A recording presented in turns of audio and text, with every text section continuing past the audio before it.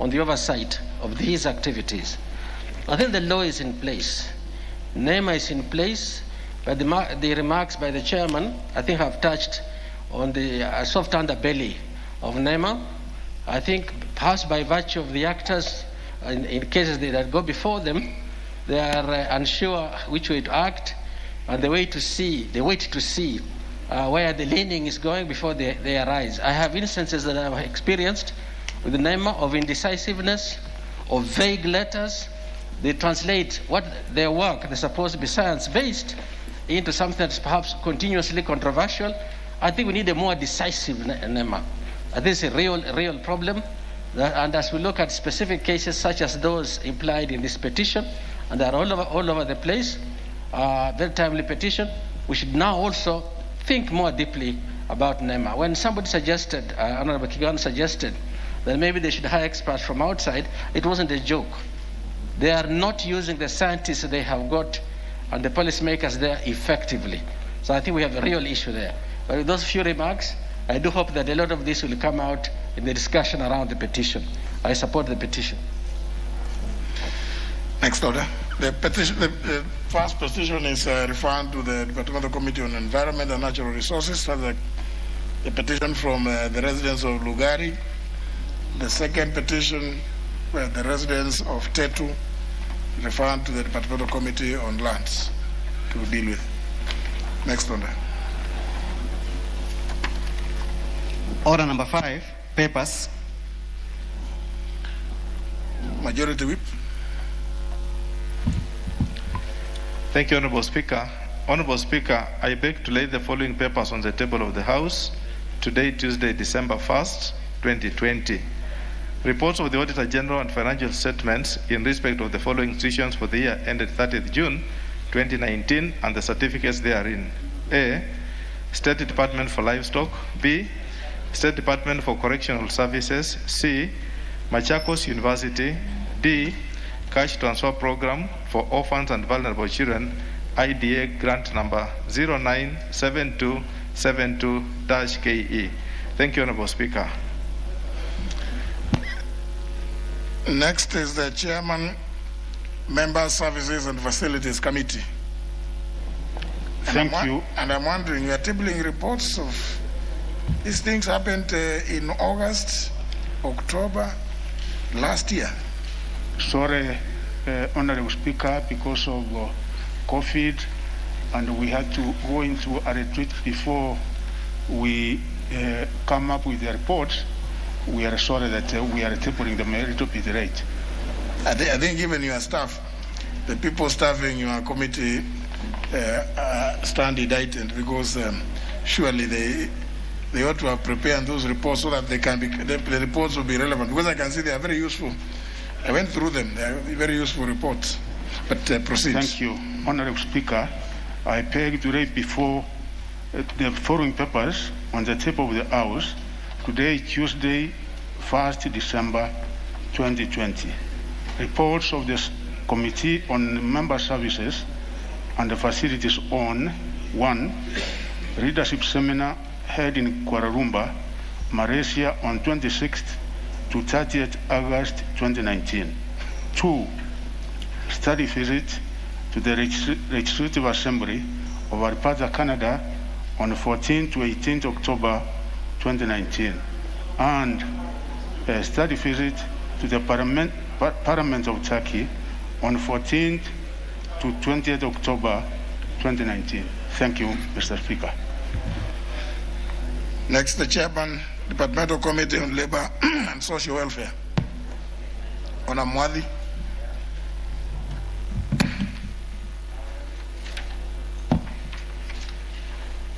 Thank you, Honorable Speaker.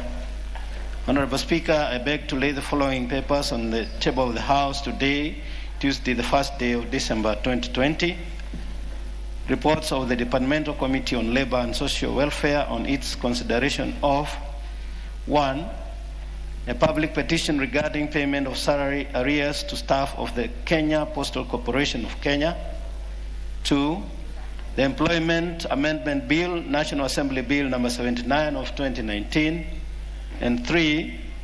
Report on fact-finding visit on social protection measures put in place by the government in combating COVID-19 pandemic in coastal region. I thank you.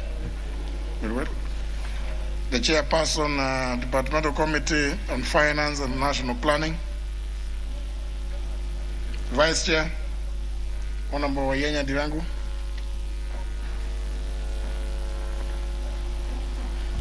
Thank you, Mr. Speaker.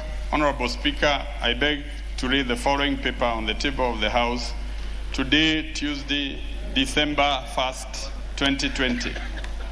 Report of the Departmental Committee on Finance and National Planning on its consideration of the agreement for the avoidance of double taxation between the Government of the Republic of Kenya and the Government of the Republic of Mauritius. Into brackets, legal notice number 114 of 2020. Close brackets. Thank you, Mr. Speaker.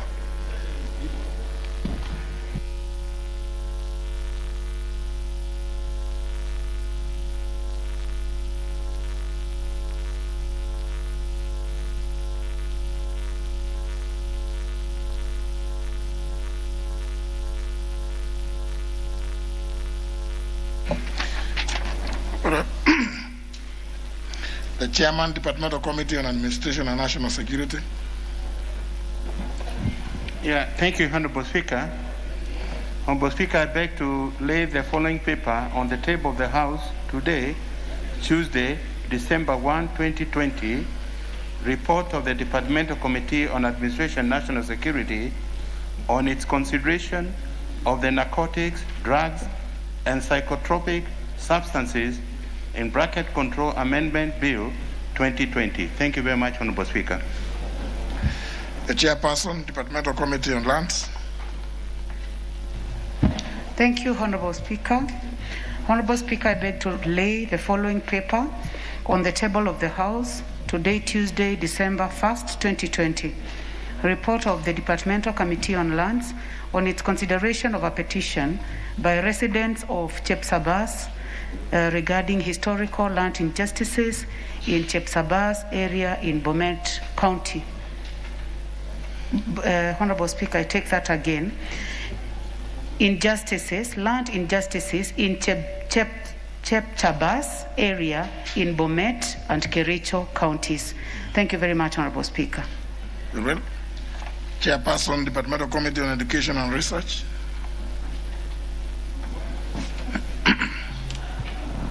Thank you, Mr. Speaker.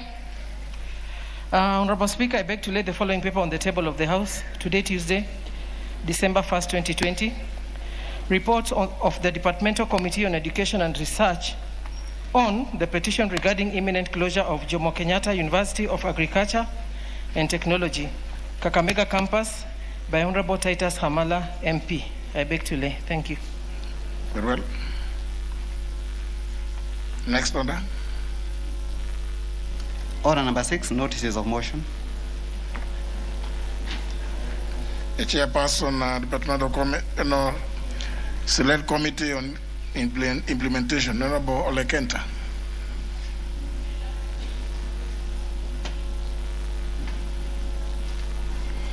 Honorable Olekenta.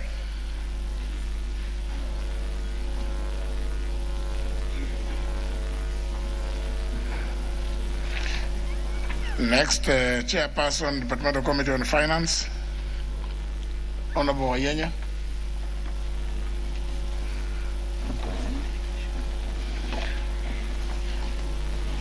Honorable Wayenya, you are giving notice.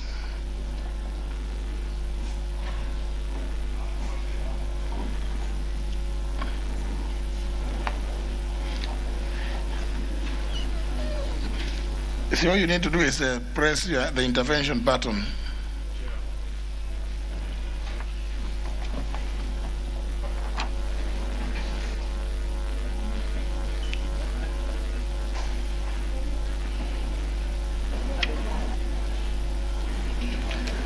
Mr. Speaker, I'm not seized of that notice yet. It's not a motion for adoption of the report which you've just tabled.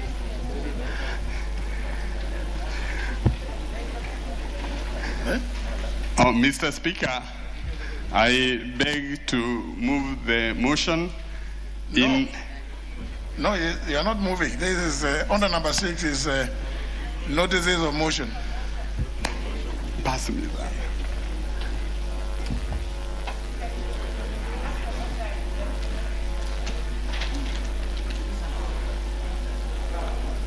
Thank you, Mr. Speaker, for indulging me on that side. Mr. Speaker, I beg to give notice of the following motion. That, Mr. Speaker, this House adopts the report of the Departmental Committee on Finance and National Planning and on its consideration of the agreement for the avoidance of double taxation between the Government of the Republic of Kenya and the Government of the Republic of Mauritius, laid on the table of the House on Tuesday, 1st of December 2020, and pursuant to the provisions of Section 8/4 of the Treaty Making and Ratification Act 2012, approves the agreement for the avoidance of double taxation between the Government of the Republic of Kenya and the Government of the Republic of Mauritius. Thank you, Mr. Speaker. Chairman, Departmental Committee on Labor and Social Welfare. Thank you, Honorable Speaker. Honorable Speaker, I beg to give notice of the following motion, that this House adopts the report of the Departmental Committee on Labor and Social Welfare on a fact-finding visit on social protection measures put in place by the government in combating COVID-19 pandemic in coastal region, laid on the table of the House today, Tuesday, the 1st of December 2020. Thank you. For the second time, the chairperson of the Select Committee on Implementation, Honorable Olekenta, or the Vice Chair, Honorable Sotsi. Mr. Speaker, I saw my chair around, but I'm wondering why he's not in the chamber. Maybe I find out. He was merely supposed to give notice of a motion for adoption of the status of a report on the question of non-payment of former employees of the Kwale International Sugar Industry. Mr. Speaker, I'm aware the report is ready and the motion is ready to for notice. Maybe you give me a few minutes, I find out. Or you can do it on Thursday. Thank you. Yeah, you can do it even on Thursday morning, since he's chosen to be away. It's very much unlike Honorable Olekenta. Next order.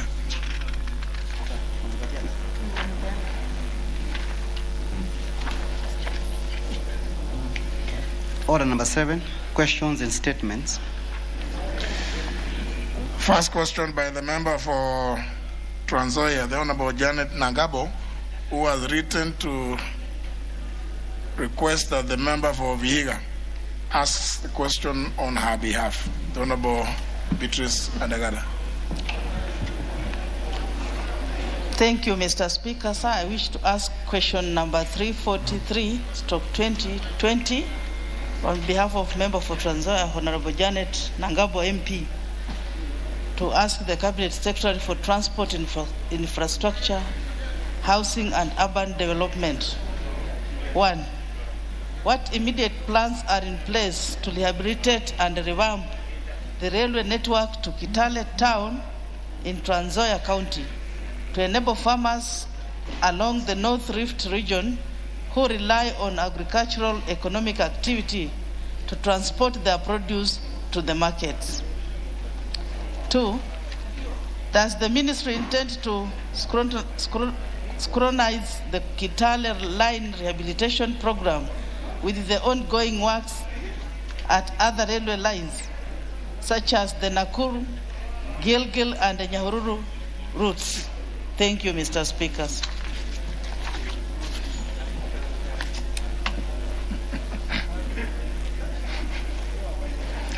Question will be responded to before the Transport and Public Works Committee.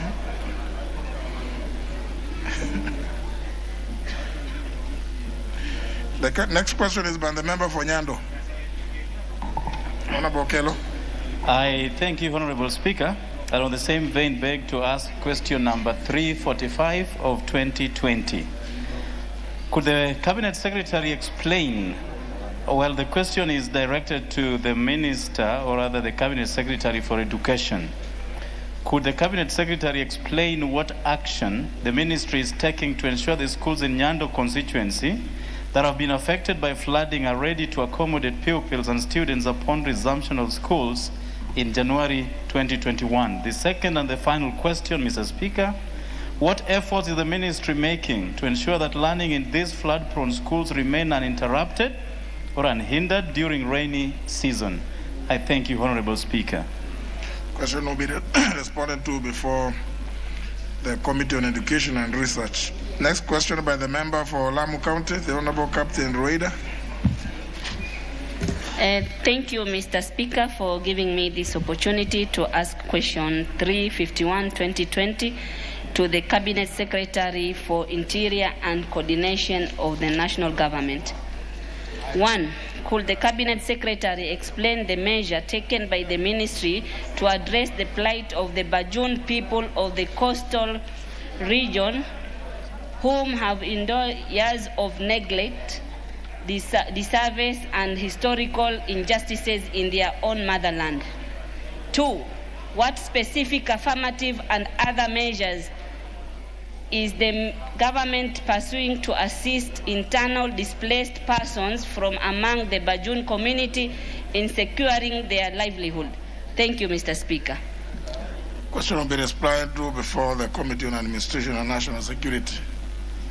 Next question by the member for Rabai, Honorable Kamoti Mumkale. Thank you, Mr. Speaker.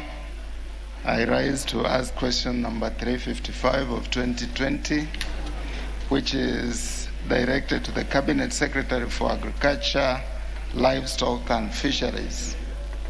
1.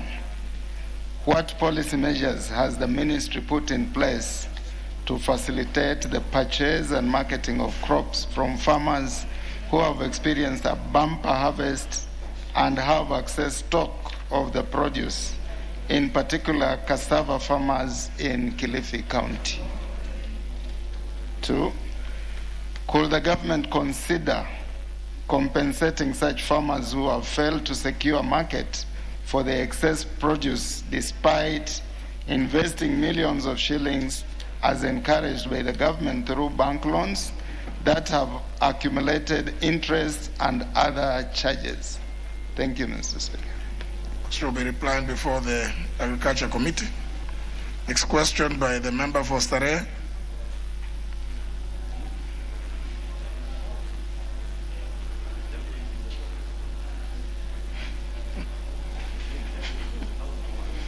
Member for Starehe, you could put the intervention button. Do you know which one it is? Yes, now that one. Thank you, Mr. Speaker. I rise to ask question 359 of 2020 directed to the Cabinet Secretary for Devolution and Asals. 1. Could the Cabinet Secretary explain the plans put in place by the Ministry to ensure food and relief items are kept in stock for emergencies such as droughts, famine, and other calamities? 2. What steps has the Ministry taken to mitigate against any inadequacies and provide the much-needed food and other release commodities when droughts and other calamities happen? Thank you, Mr. Speaker. To be replied to before the Committee on Agriculture and Livestock. Member for Subukia, the Honorable Kashabe. Member for Subukia.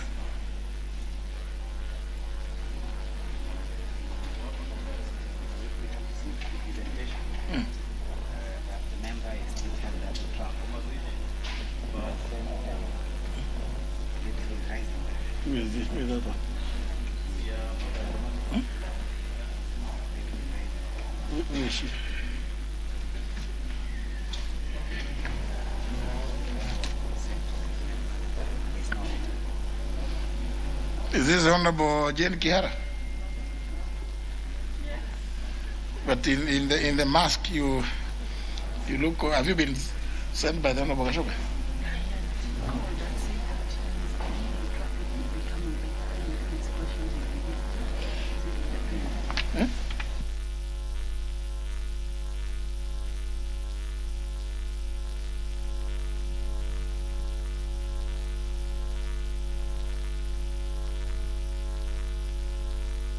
Members suggest that since he's still held up in traffic, he can ask the question on Thursday. He can ask the question on Thursday morning. Question deferred to Thursday morning. Next, member for Kiambu, the Honorable Jude Jomo Kangede. Thank you, Mr. Speaker. I would like to ask question number 366 of 2020 to the Cabinet Secretary for Health. Is the Cabinet Secretary aware of the sale of a highly addictive nicotine product with the brand name Lift, which is sold in pouches in retail outlets countrywide, particularly in Kiambu constituency? What action, if any, has the ministry taken to ensure that the sale of this product is restricted to adults, considering that the target market seems to be unsuspecting minors and youth, causing advanced health complications, addictions, and increased school dropout rates? Could the Cabinet Secretary clarify whether the product is registered as a drug in Kenya and confirm whether sufficient tests have been conducted with respect to its purity and grade of ingredients used in manufacture? What are the recorded short-term and long-term side effects of Lift nicotine pouches on human? And how has the ministry sensitized the public about these side effects? Thank you, Mr. Speaker. The question will be replied to before the Departmental Committee on Health. The member for Kikuyu seems to know that it is not locally manufactured. Yes, and it has contained. Well, the Honorable Judy Jomo did not seem to know that it isn't. He knows it's manufactured in Kiambu. The member for Naivasha. Next question by the member for Naivasha.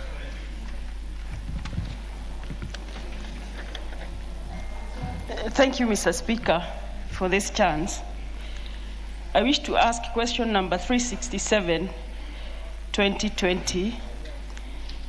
Is the Cabinet Secretary aware that one Ms. Jambi E. Kimani, an orphan of index number 27537502/37, sat her KCSE in Kiambogo Secondary School in Naivasha constituency in the year 2013 and was issued with a certificate, KCSE certificate number KCSE/13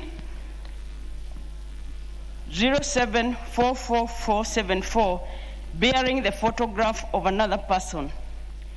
What action, Roman 2, what action is the ministry taking to ensure that Ms. Kimani is issued with a KCSE certificate bearing her photograph? And Roman 3, could the Cabinet Secretary explain what steps are in place to correct such errors whenever they arise? Thank you, Mr. Speaker. The Committee on Education and Research.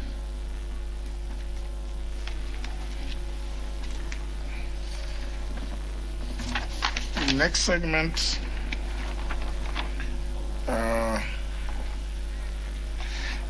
Majority Whip. Majority Whip. Thank you, Honorable Speaker. Honorable Speaker, pursuant to Standing Order 43.1, I wish to make a statement to the House regarding the preparation for burial of the late member for Matungu constituency, the Honorable Justice Murunga Makoha, MP. Honorable Speaker, it has now been confirmed that the burial of the late member will take place on Saturday, 5th December 2020 at his home in Matungu constituency.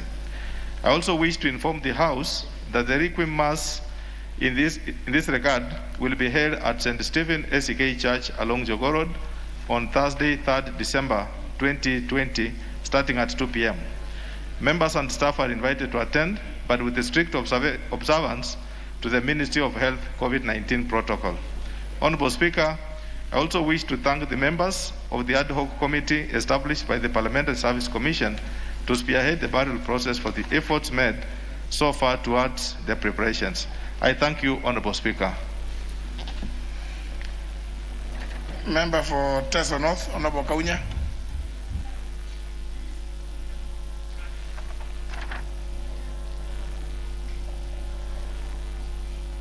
You don't have a card? I have a card.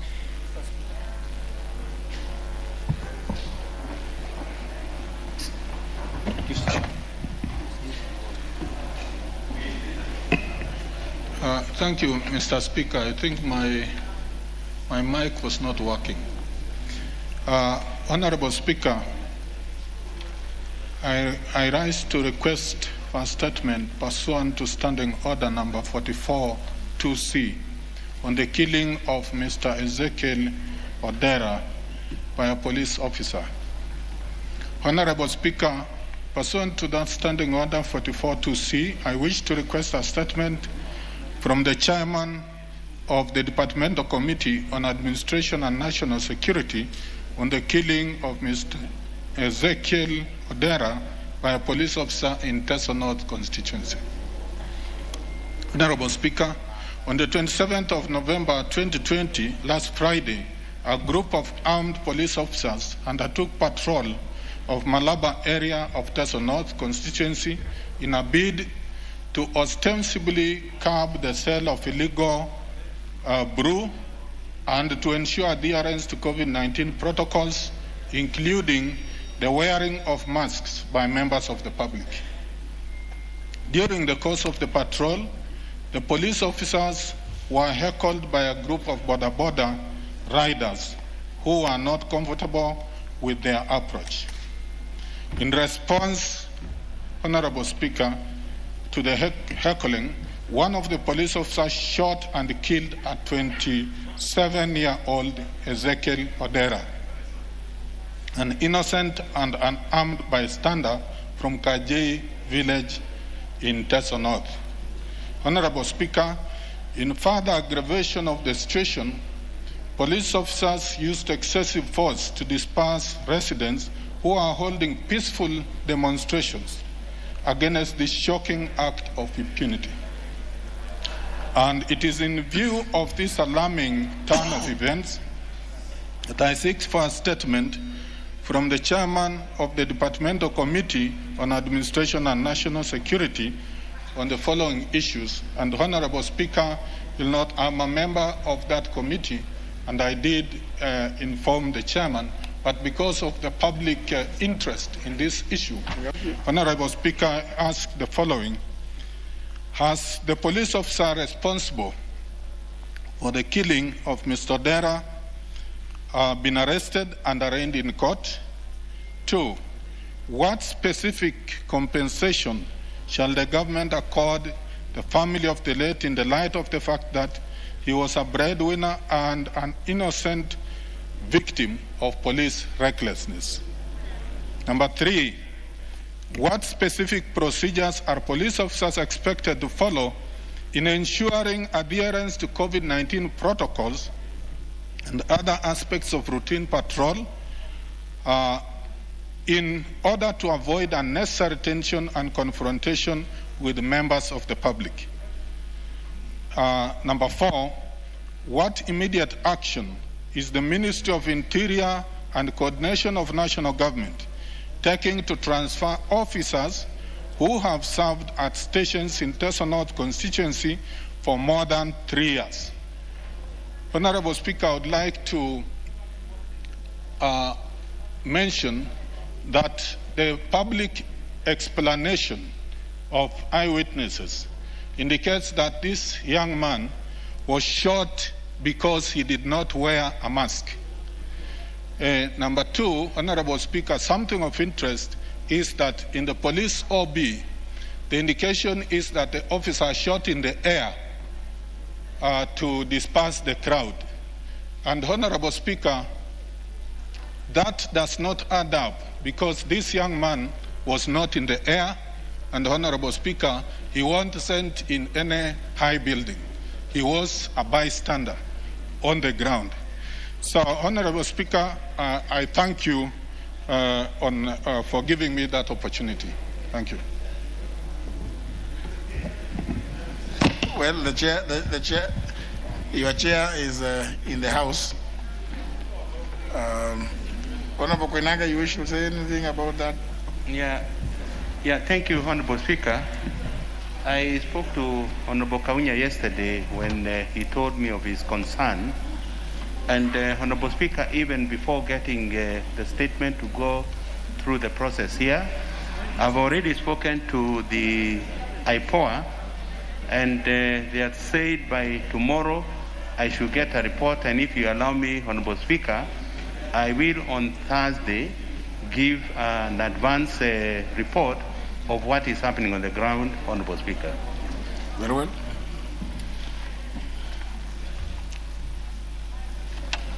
The chairperson, Departmental Committee on Education, Honorable Flores Makali Mutua.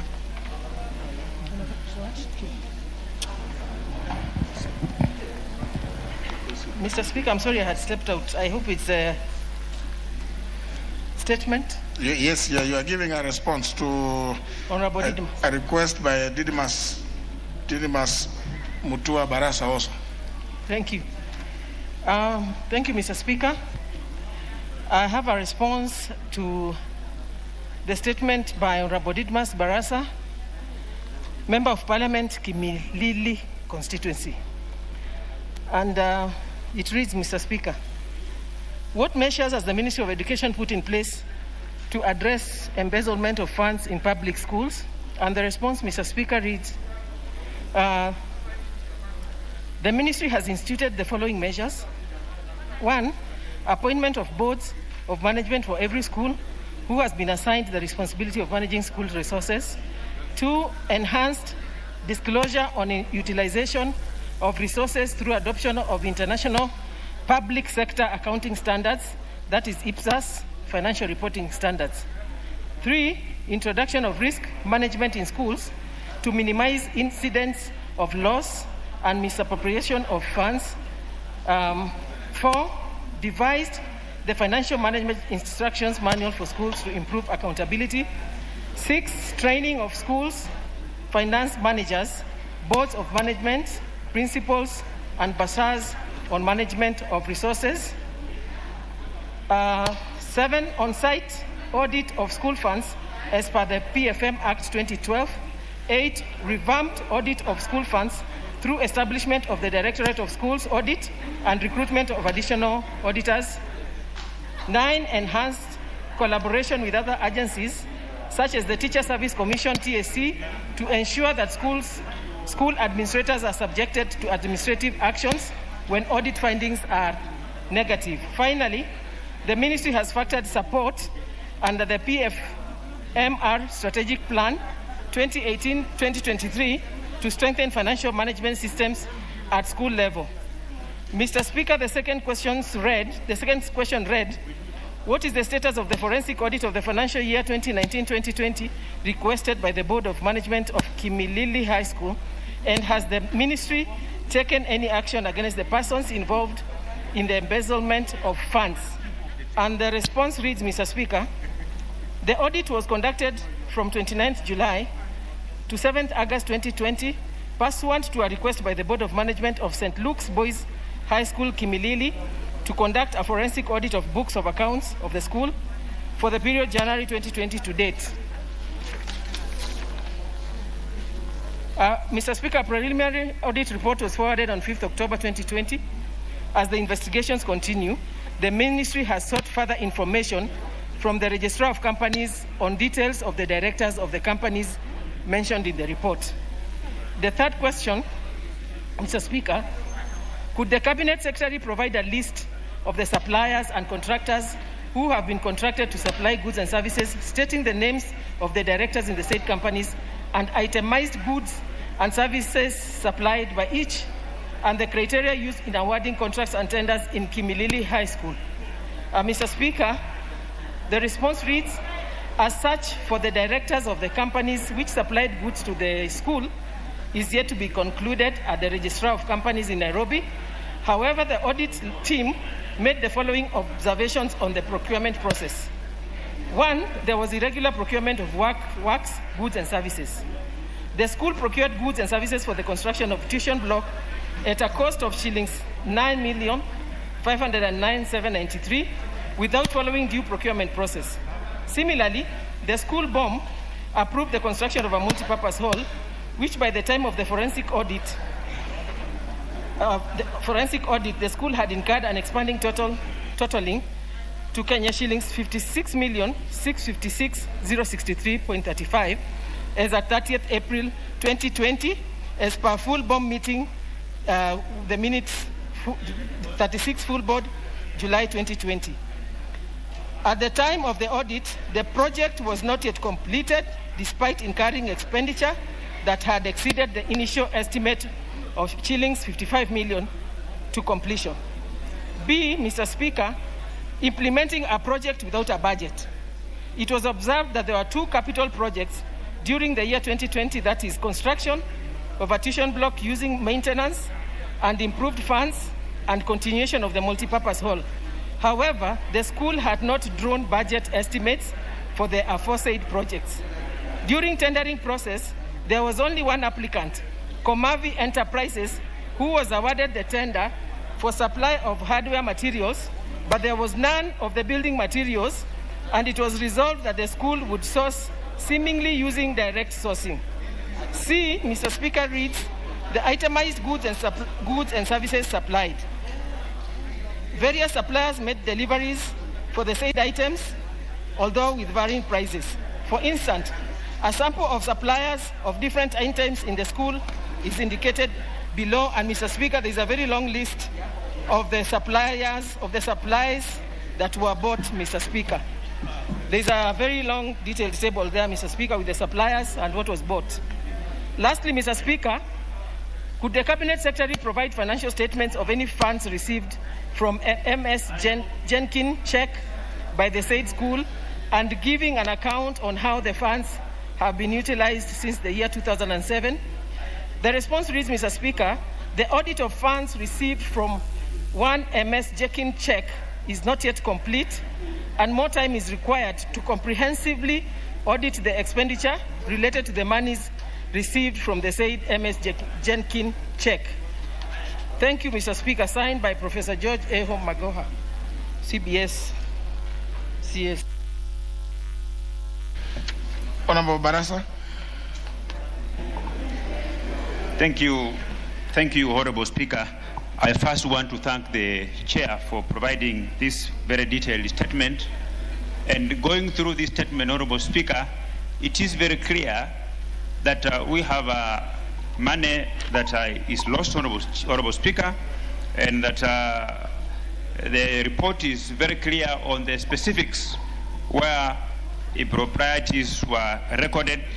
And I just want to ask the Minister to give an undertaking on how many time we require to be able to provide the full report, specifically on the amount of money that this school received from Jenkins from UK, and how that money was spent, Honorable Speaker. And also, he has not provided an answer to the question which I asked. Which action has the Minister taken or is going to take on the people who are involved in embezzlement of these funds, Honorable Chair? Because from his report it is very clear, these are people who are supposed to be in prison. Because we have a number of students who have dropped out of this school during that time, because the construction, the 56 million that were used to construct this multi-purpose social hall, which is incomplete by now, Honorable Speaker, it was money that the parents were asked to pay on top of what the government has approved. So we need to know from the Minister what action he has taken, or what action is it going to take? Is it going to dissolve the board? Is it going to forward this report to DCI, to DPP for prosecution, so that this can act as a deterrence to those other principles, Honorable Speaker, who always engages in this kind of financial improprieties? I thank you, Honorable Speaker. The DPP would require investigations, so it can't go to the DPP before investigations have been carried out by whomever it is.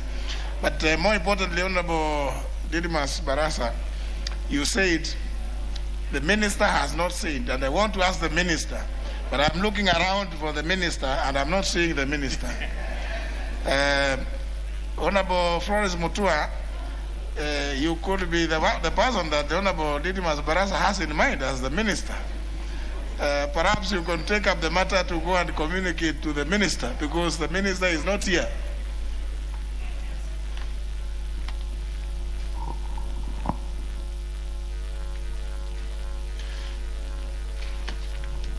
The next. Thank you, Mr. Speaker.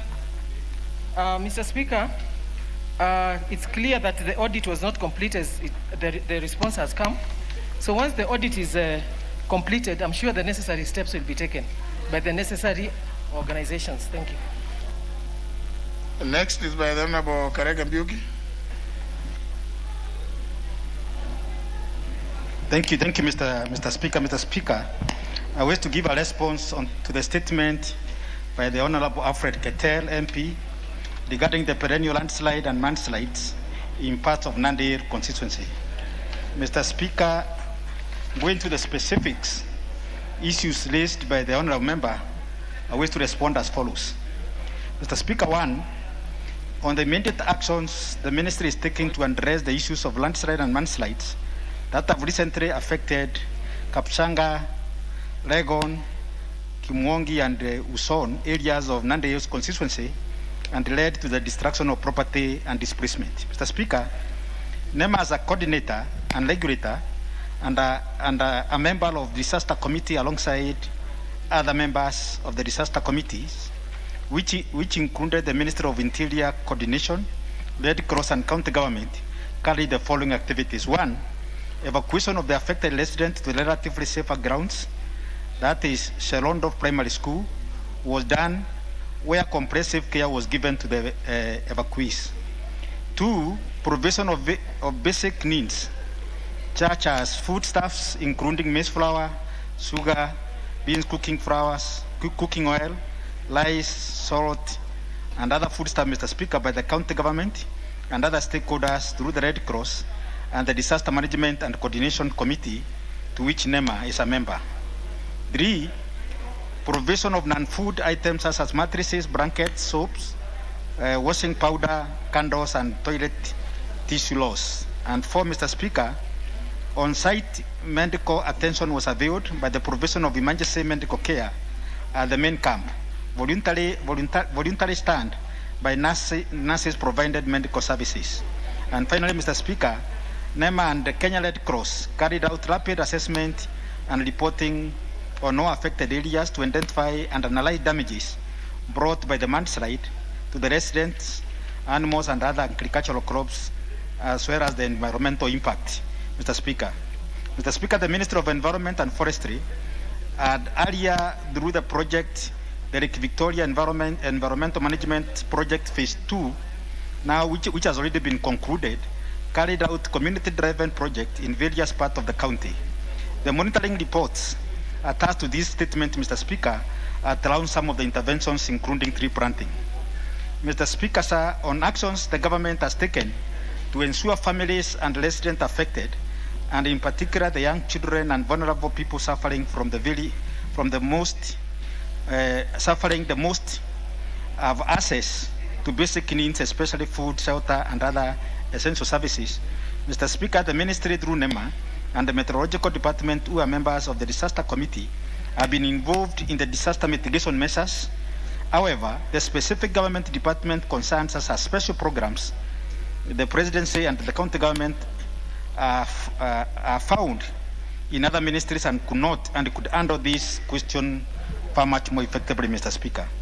Mr. Speaker, on plans, the government has to ensure the affected people are settled in safer grounds. Mr. Speaker, the Ministry of Environment, in consultation with other relevant ministries and department, has initiated a mapping and zoning of all risk places in the county, as well as several sub-counties are experiencing similar problem. On completion of this, Mr. Speaker, it will contribute to the completion of the major proposal already being developed for the rehabilitation and contingency plans for the intervention. Mr. Speaker, the Kenya Meteorological Department have been issuing weather advisories, which include movement to safer grounds. Given that the land issues fall in the Ministry of Lands and Fiscal Planning docket, the advice would be, Mr. Speaker, their consideration to effectively advise on not only resettlement of affected persons, but also to give guidance on the tenure of no longer habitable slope areas with a view of rehabilitation of church integrated land. Specifics of church resettlement may also be availed from the ministry responsible for special program and the disaster management committee. As a member of the disaster committee, Mr. Speaker, the ministry will give advisories and advice on environmental safeguard. Mr. Speaker, on future plans and precaution steps, the government has taken to ensure that no further loss of lives and property is experienced as a result of mudslide and landslide in the country, and in particular in Nandi Hills constituency. Mr. Speaker, the ministry has enumerated a number of interventions, including afforestation in the area Nandi escarpment, by engaging in tree planting activities, which will be undertaken even as the communities continue to live in these fragile areas before a solution is found. The detailed response to the statement has been annexed to this statement, Mr. Speaker, and the Honorable Ketel will be given a copy too. I thank you, Mr. Speaker, and I beg to submit. Honorable Ketel.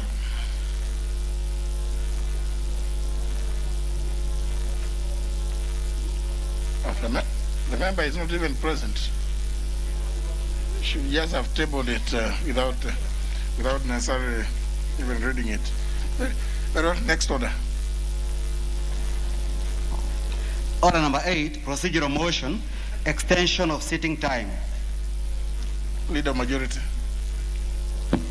Thank you, Honorable Speaker. Honorable Speaker, I beg to move the following motion, that pursuant to the provisions of Standing Order number 30, subsection 3A, this House orders that the time appointed for adjournment of the House today, let me get that again. Beg to move that pursuant to the provisions of Standing Order 30, subsection 3A, this House orders that should the time appointed for adjournment of the House today be reached before conclusion of business appearing at the order number 12 on the order paper, the sitting of the House shall stand extended until the conclusion of the said business. Honorable Speaker, as members will be aware, we have suffered some delay in the processing of bills. And now that we have some agreement on some bills that we could process, and we are going away this week, when we discussed this within the House Business Committee, it was a feeling of the committee that we seek the indulgence of the members so that we are able to process 2 bills today,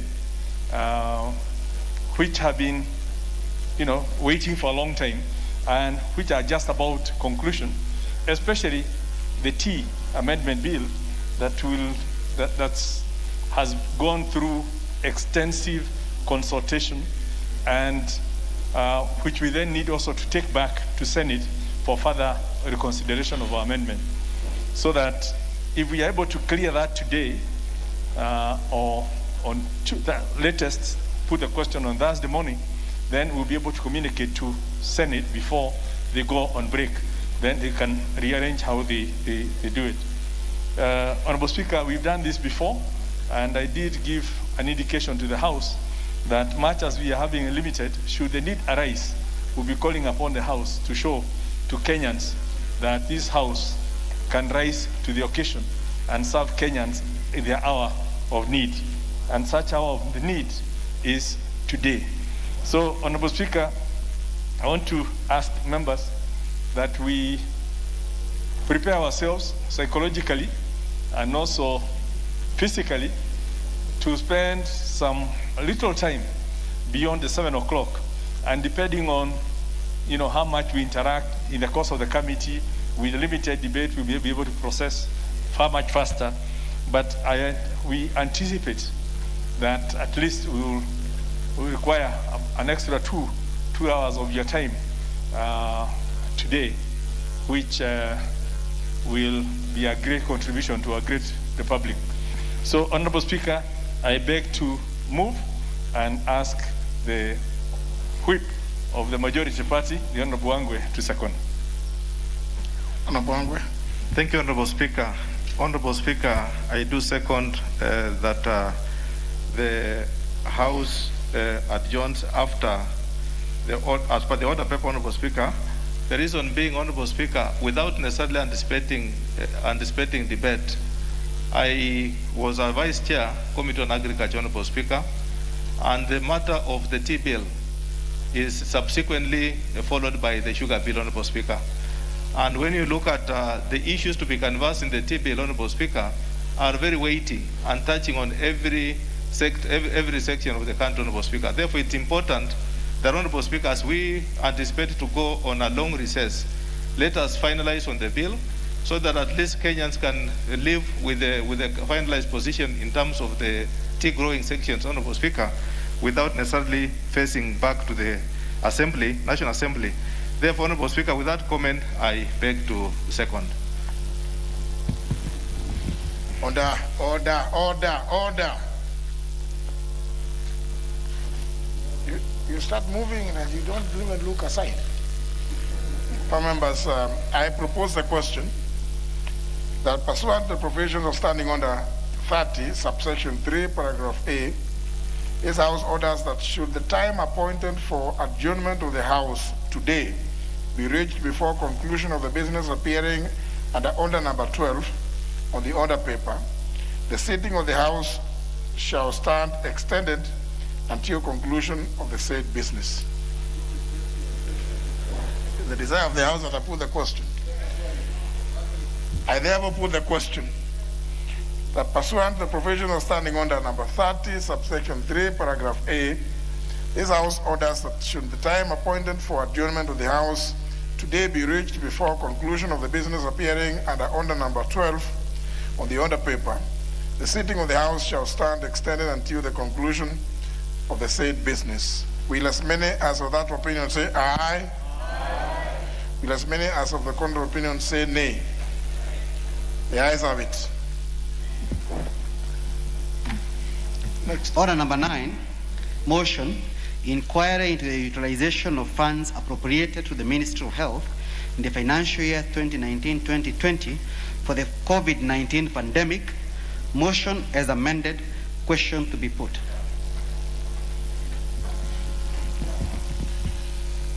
Again, honourable members, debate on this motion was concluded last week, and what remains is for the question to be put, which I hereby do. That this House adopts the report of the Departmental Committee on Health on its inquiry into the utilization of the funds appropriated to the Ministry of Health in the financial year 2019-2020 for the control and management of the COVID-19 pandemic, with focus on the Kenya Medical Supplies Authority, KEMSA, laid on the table of the House on Thursday, October 1st, 2020, subject to insertion of the following further recommendations following amendment of the motion. And I think for the benefit of the House, I will need this further to read out these further recommendations in addition to the existing ones, number 30 in the main report. So now, we call number 29. Number 30, PPEs held by the Kenya Medical Supplies Authority.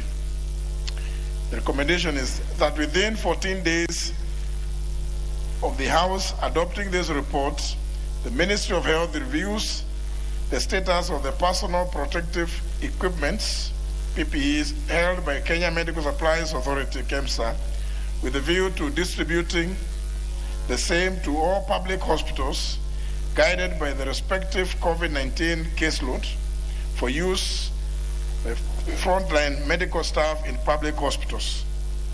Number 31, that thereafter, all public hospitals should not charge any Kenyan citizen admitted in their facilities due to COVID-19 the cost of personal protective equipment used while undergoing treatment. 32 is provision of group life insurance cover. That within 7 days of adoption of this report, the National Treasury and the Ministry of Health remits Kenya shillings 500 million to the National Hospital Insurance Fund, NHIF, as approved by the National Assembly in the Supplementary Appropriations Act number 2 of 2020 for the provision of group life insurance cover by National Hospital Insurance Fund scheme. That includes COVID-19 cover for all medical staff working in all counties and the national referral hospitals. Number 33, that within 21 days of receiving of the 500 million Kenya shillings for the group life insurance cover, the National Hospital Insurance Fund ensures that all medical staff in the counties and national referral hospitals are placed under the group life insurance cover. Number 34, comprehensive medical cover. That within the 14 days of the adoption of this report, the Council of Governors ensures that all the 19 counties that have no medical cover for its medical staff sign up for the comprehensive medical cover through the National Hospital Insurance Fund.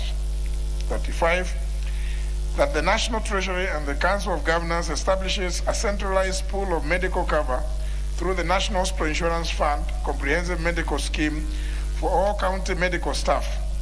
The scheme should be in place at the beginning of the financial year 2021-2022, and that the Ministry of Health and the counties do make provisions of the same in their respective financial year 2021-2022 budgets. 36, on medical staff allowances, that within the 14 days of adoption of this report, the Ministry of Health and the governing councils of the University of Nairobi, Kenyatta University, Moi University, and Jomo Kenyatta University of Agriculture and Technology pays all pending call allowances to doctors as per the collective bargaining agreement, CBA, and the return to work formula of March 14, 2017, signed between the Ministry of Health, Council of Governors, and Kenya Medical Practitioners and Dentists Union.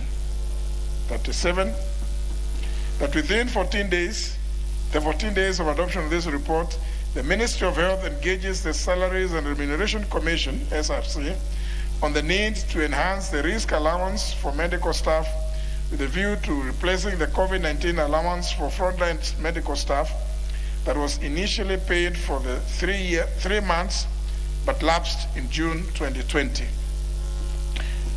Number 38, face mask for the most vulnerable. That within the 14 days of adoption of this report, the Ministry of Health ensures that the procurement of reusable face mask worth the Kenya shillings 300 million for vulnerable persons in the society is concluded, and the masks be distributed to all students in public schools, the needy and the vulnerable persons in the country. 39, medical insurance cover and arrears for contract staff. That within the 14 days of adoption of this report, the Ministry of Health ensures that all medical staff employed on contract for handling isolation facilities are provided with an NHIF comprehensive medical cover, and further, all their pending salary arrears from August to 2020 are paid promptly. And finally, lead agency in investigations, that where 2 or more agencies are recommended to undertake investigations In this report, the Ethics and Anti-Corruption Commission shall be the lead agency. Will as many as that opinion say aye? Will as many as of a contrary opinion say nay? The ayes have it. Order number 10, motion, approval of the Convention of the International Hydrographic Organization. Question to be put.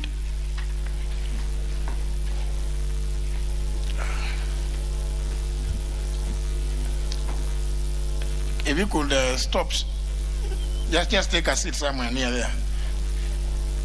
Before you finish shaking hands, it will be too long. Again, honourable members, debate on this motion was concluded last week. What remains is for a question to be put, which I hereby do. That this House adopts the report of the Departmental Committee on Defense and Foreign Relations on its consideration of the accession to the Convention on the International Hydrographic Organization, IHO, laid on the table of the House on Tuesday, November 17, 2020, and pursuant to the provisions of Section 8, subsection 4 of the Treaty Making and Ratification Act 2012, approves the accession to the Convention on the International Hydrographic Organization, IHO, by the Republic of Kenya. Will as many as of that opinion say aye? Will as many as of the contrary opinion say nay? The ayes have it. Order number 11, the Statute Law Miscellaneous Amendments Bill, National Assembly Bill number 15 of 2020, second reading.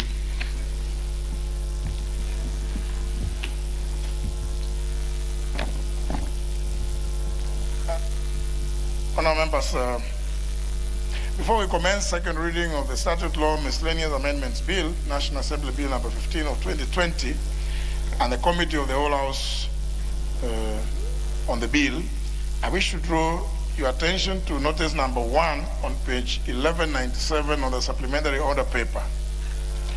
You will realize that there are two categories of parts of the bill that have been withdrawn. The first category relates to parts withdrawn following joint resolution of the Speakers of the House of Parliament under Article 110(3) of the Constitution. This consists of all provisions proposing to amend the following statutes as contained in the bill. 1. The Housing Act, Cap 117. 2. The Basic Education Act, 2013, number 14 of 2013. 3. The Political Parties Act of 2011, number 11 of 2011. And 4. The Public Procurement and Asset Disposal Act of 2015, number 33 of 2015. Honourable members, the second category refers to parts withdrawn by the leader of the majority party on the 15th of July, 30th of July, and 28th of August 2020, with the Speaker's consent as contained in the notice. This means that all the 14 provisions as listed in the order paper have been withdrawn and will not be considered at all by the House. I've also received representation in my chambers regarding proposed amendments to the Retirement Benefits in brackets Deputy President and Designated State Officers Act 2015. The proposals contained in the original bill were intended to provide for the administration of other benefits in brackets not pension entitled to retired Speakers of Parliament, the Chief Justice and Deputy Chief Justice, and to factor such benefits in the respective estimates of the parliamentary service and the judiciary.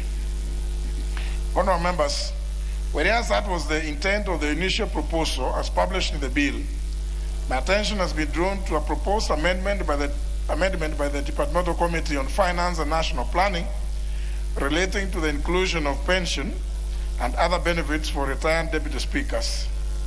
However, noble, the aim of the committee was, in its proposal, the recent court ruling on the matter of Nairobi High Court petition number 284 of 2019 as consolidated with petition number 353 of 2019. The Senate of the Republic of Kenya and others versus the Speaker of the National Assembly of the Republic of Kenya and others, and for which the National Assembly has filed an application for stay of execution, will mean that any matter touching on the two houses of Parliament contained in this bill will be put in abeyance. In addition, it is my considered opinion that the amendment may also encroach on the powers of the Salaries and Remuneration Commission as stipulated under Article 230, subsection clause 4, paragraph 3, paragraph A of the Constitution, which provides that, and I read, the powers and functions of the Salaries and Remuneration Commission shall be to A, set and regularly review the remuneration and benefits of all state officers, close the quotes. Honourable members, as your Speaker, and even as a possible future beneficiary or part of the amendments relating to the administration of benefits, I have the option of allowing the provisions to proceed for debate. However, for the good of future holders of this office, I instead choose to order that the entire provision relating to the benefits, to the retirement benefits in the Deputy President and Designated State Officers Act 2015 be withdrawn to allow for comprehensive consultations between, amongst others, the Parliamentary Service Commission, the Judicial Service Commission, the Salaries and Remuneration Commission, and the National Treasury. Consequently, the provisions of the bill relating to the retirement benefits Deputy President and Designated State Officers Act 2015 hereby stand withdrawn and will not be considered at the second reading and the committee stage of the bill. Further, honourable members, as you may notice from the order paper, there are amendments proposed by the Honourable Radhoni Wamushomba, MP, to the Kenya Rules Act 2007. However, this act is not one of those being proposed for amendment in the bill as published. Therefore, the amendment falls outside the scope of the bill and go against the provisions of Standing Order 133, subsection 5. These amendments are therefore inadmissible and shall not be considered by the House at committee stage if reached today or even later in the week.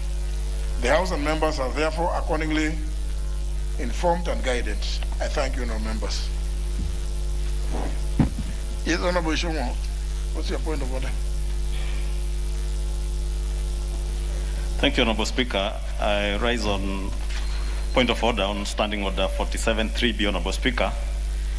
And Honourable Speaker, also on previous communication from your seat, Honourable Speaker, regarding issues that are constitutional in nature as we legislate, Honourable Speaker. Honourable Speaker, appreciating the guidance that you have given in your communication on some of the provisions that were there in this bill, the other provision, Honourable Speaker, which in my view I find to be unconstitutional in nature, and some that openly flaunt the Constitution, the provision of the Constitution, and particularly, Honourable Speaker, the amendments relating to the Accountants Act, number 15 of 2008, which seeks to amend the Accountants Act to introduce trainee accountants as a category of persons to be subject to the Act and make some additional provisions, Honourable Speaker, in that respect.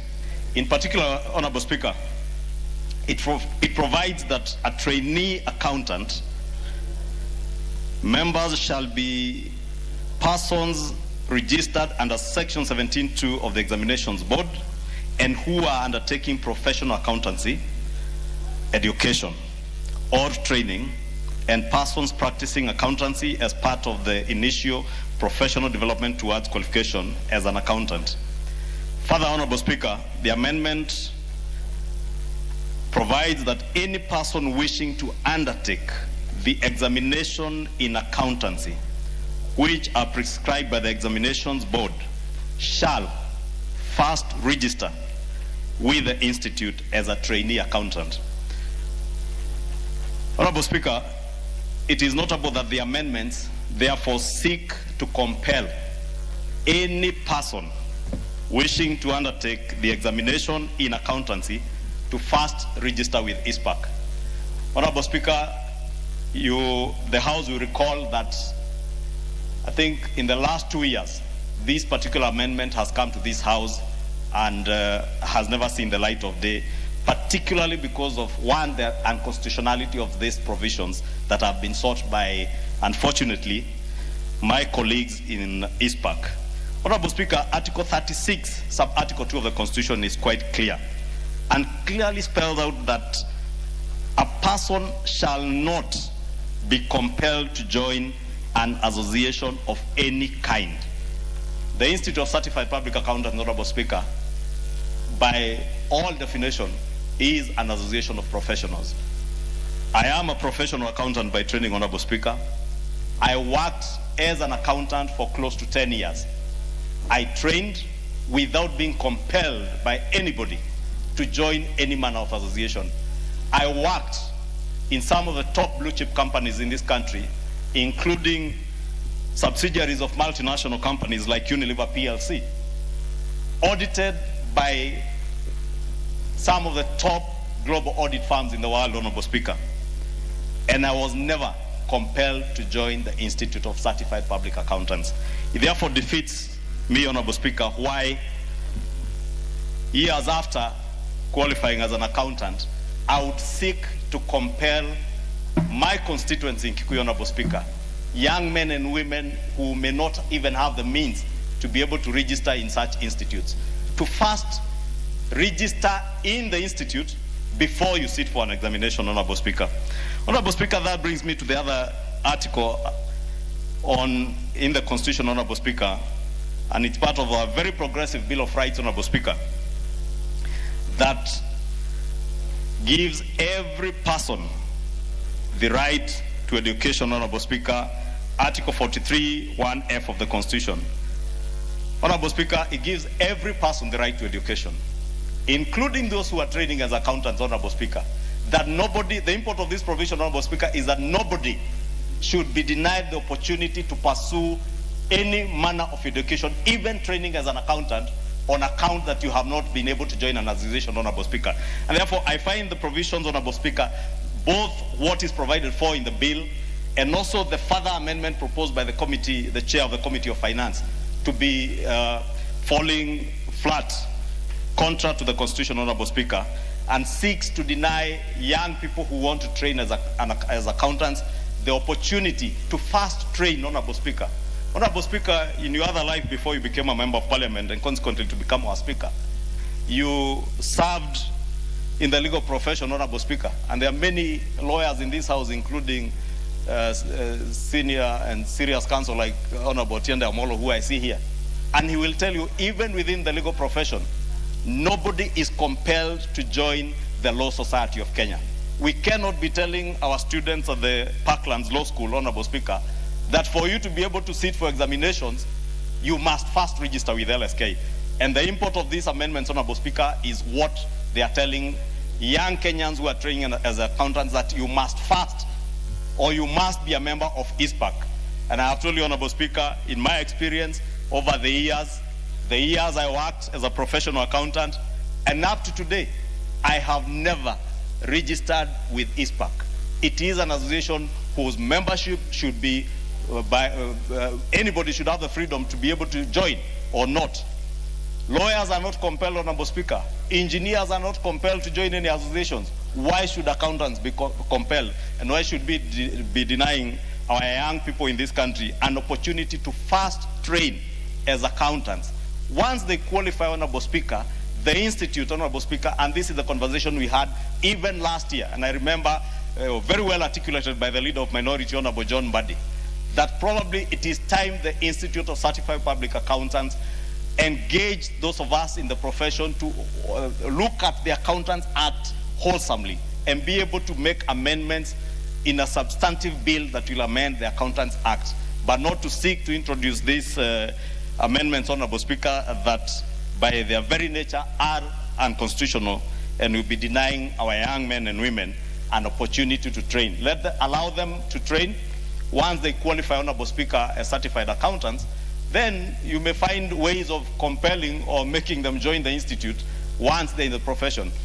There are many lawyers, Honorable Speaker, in this House, and your position as chair of the Public Service, Parliamentary Service Commission, you bear as witness that there are many legal officers serving even us and offering us very good legal counsel in our committees who are not members of the Law Society of Kenya. The same thing, Honorable Speaker, there are many accountants like myself and many others who are not practicing, Honorable Speaker, who are serving both in the corporate sector and in the public sector as accountants who must not and should not be compelled to join an institute. But Honorable Speaker, mine was just to beg and ask you, Honorable Speaker, that in your wisdom, like you did in your other life, that you do rule on the balance of probability, Honorable Speaker, that we risk, if we pass these amendments, 1, to be going against the Constitution, 2, to be denying our young people opportunities to train as accountants, Honorable Speaker, when this country dearly needs services of well and trained and qualified accountants, Honorable Speaker. With that, I beg, Honorable Speaker, to ask that you do offer guidance as to whether maybe the owner of this bill, the leader of majority, would also be convinced to drop these particular amendments, or you do find them to be flaunting the Constitution and find them not properly before the House, Honorable Speaker. Well, maybe the owner of the bill, the Honorable Kimunya, who is himself Yes, Honorable Speaker, I find the intervention by the Honorable Ichungwa rather unfortunate, especially because he will have the same opportunity to canvass the same feelings in the second reading. I actually don't know what is the unconstitutionality of this bill, because the Accountants Act is very clear. The Institute of Certified Public Accountants.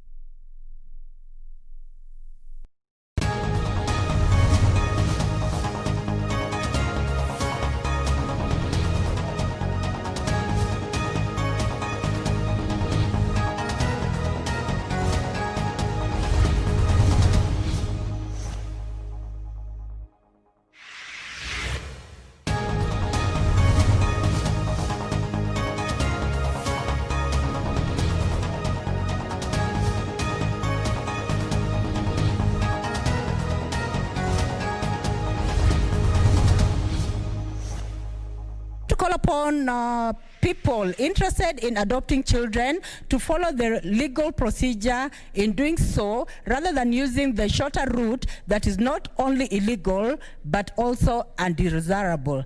I thank you, Honorable Speaker.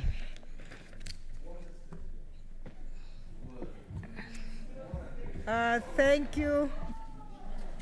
Thank you, Senator, for that very elaborate statement. The next statement is from the Senator for Trans Nzoia County, Senator Dr. Michael Mbito. Mbito is absent, so we'll move to the Madam Speaker. Standing. Yes.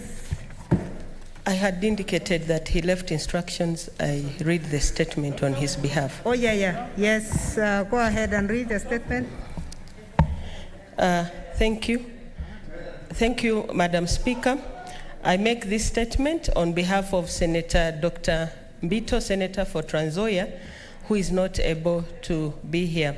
The statement is on redoubling of global efforts to eradicate cervical cancer.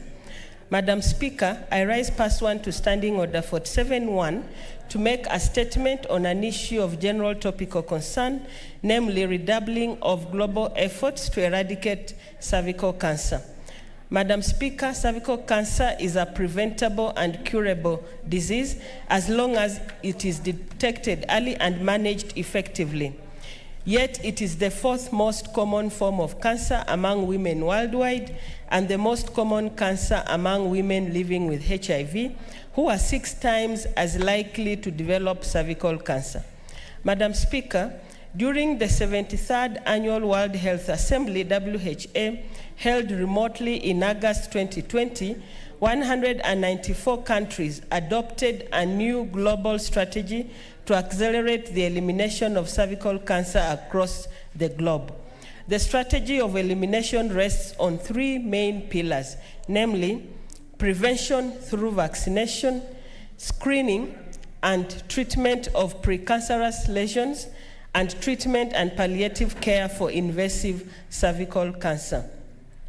Further, a set of targets or milestones was recommended that each country should meet by the year 2030 to get on the path to eliminate cervical cancer within the century, including ensuring that 90% of girls are fully vaccinated with the human papillomavirus HPV vaccine by the age of 15, that 70% of women are screened using high-performance tests by the age of 35, and again by the age of 45, to be screened by the age of 35 and again by the age of 45, and 90% of women identified with cervical disease receive treatment. Madam Speaker, 90% of women with precancer are treated, and in 90% of women diagnosed with invasive cancer, the cancer is managed. Madam Speaker, cervical cancer is currently the most common cancer among women in Kenya, aged 15 to 44 years, and the leading cause of cancer-related deaths among women in the country. Model comparisons from 2020 to 2040 estimate that scaling up of screening and treatment services in the country could avert 28,000 cases of cervical cancer and 7,700 deaths. Madam Speaker, for Kenya to be able to realize rapid elimination of cervical cancer, all stakeholders in the country must play their part. The government, through the Ministry of Health, should ensure that pre-cancer screening and treatment is available, accessible, and affordable. The establishment of 10 county chemotherapy centers and construction of radiotherapy bunkers in Mombasa, Nakuru, and Garissa regional cancer centers is laudable. However, capacity building efforts to ensure provision of safe chemotherapy services by the Ministry of Health will improve cancer services as well as get through to more women. As it stands, the services have only managed to reach 16.4% of the targeted women population. Madam Speaker, the benefits of these services will only be fully realized if and when they are embedded in the Universal Health Care Plan and the cost is covered by health insurance schemes. While this may look like an onerous task, the time for action is now. Kenya should strive to be among the first countries to implement the World Health Assembly strategy and eliminate cervical cancer within its borders. I thank you, Madam Speaker. Thank you, Senator. The next set of statements, Honorable Senators, pursuant to Standing Order number 48-1, the ruling of the Speaker stands, except I will allow a little ventilation when we reach statement number 12, which addresses the Committee of Health because of a request that was put forward earlier. So, as for the rest, no joy riding again. Now, the first one is a statement by Senator Dr. Michael Bito. He is absent. The second one is by Senator Petronila Were Locorio.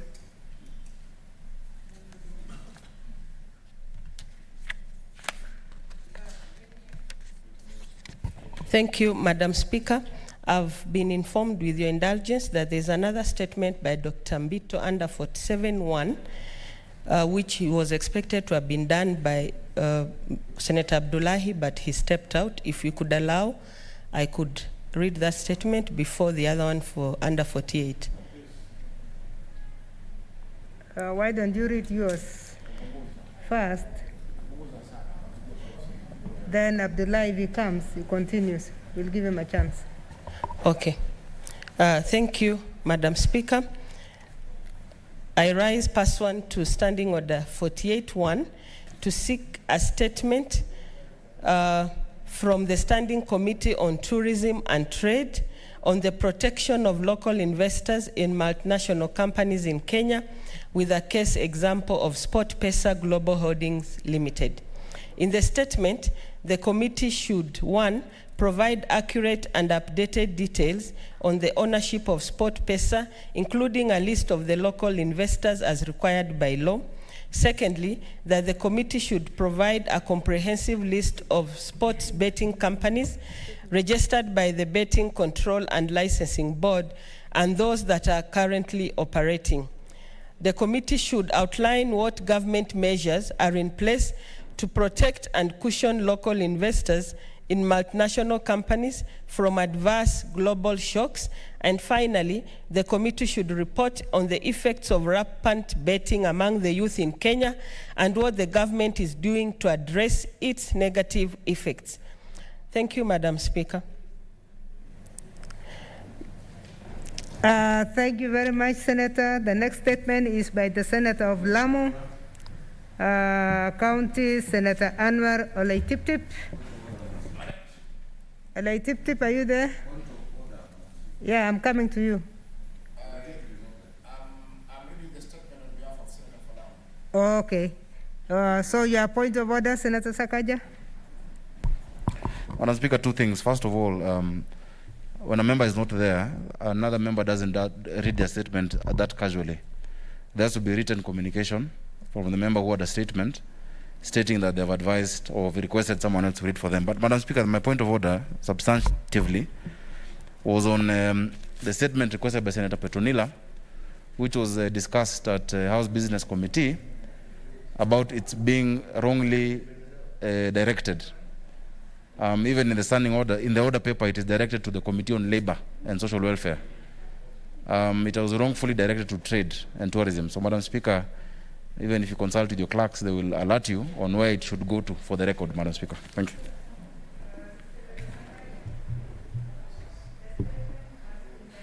you. Labor and Social Welfare.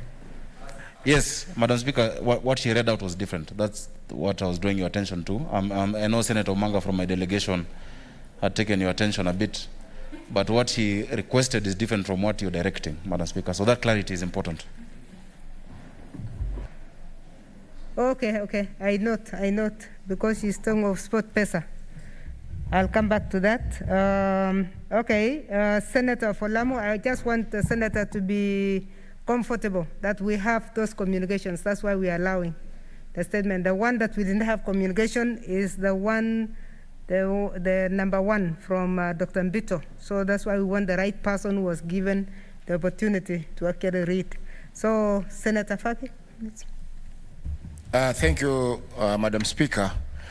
Just to clarify that in this era of electronic gadgets, I think the communication with the Senator may also be on WhatsApp or by message, not necessarily. Look at the Constitution also, Senator Sakaja. Yeah. Madam Speaker, I rise pursuant to Standing Order number 48-1 to seek a statement from the Standing Committee on National Security, Defense and Foreign Relations concerning the frequent harassment of cyber and movie shop owners in Lamu County. In the statement, the committee should, 1, clarify whether there is an ongoing operation by the Kenya Copyright Board in Lamu County to enforce the Copyright Act. Number 2, explain why some persons purporting to be Kenya Copyright Board enforcers are arresting innocent civilians in Lamu County in the name of fighting copyright infringement and in the process asking for bribes in order to release those alleged to be infringing the Copyright Act. And finally, state the measures put in place by the government to ensure that young entrepreneurs such as cyber and movie shop owners carry out their enterprise in a peaceful environment without fear of intimidation from rogue officers. Thank you, Madam Speaker.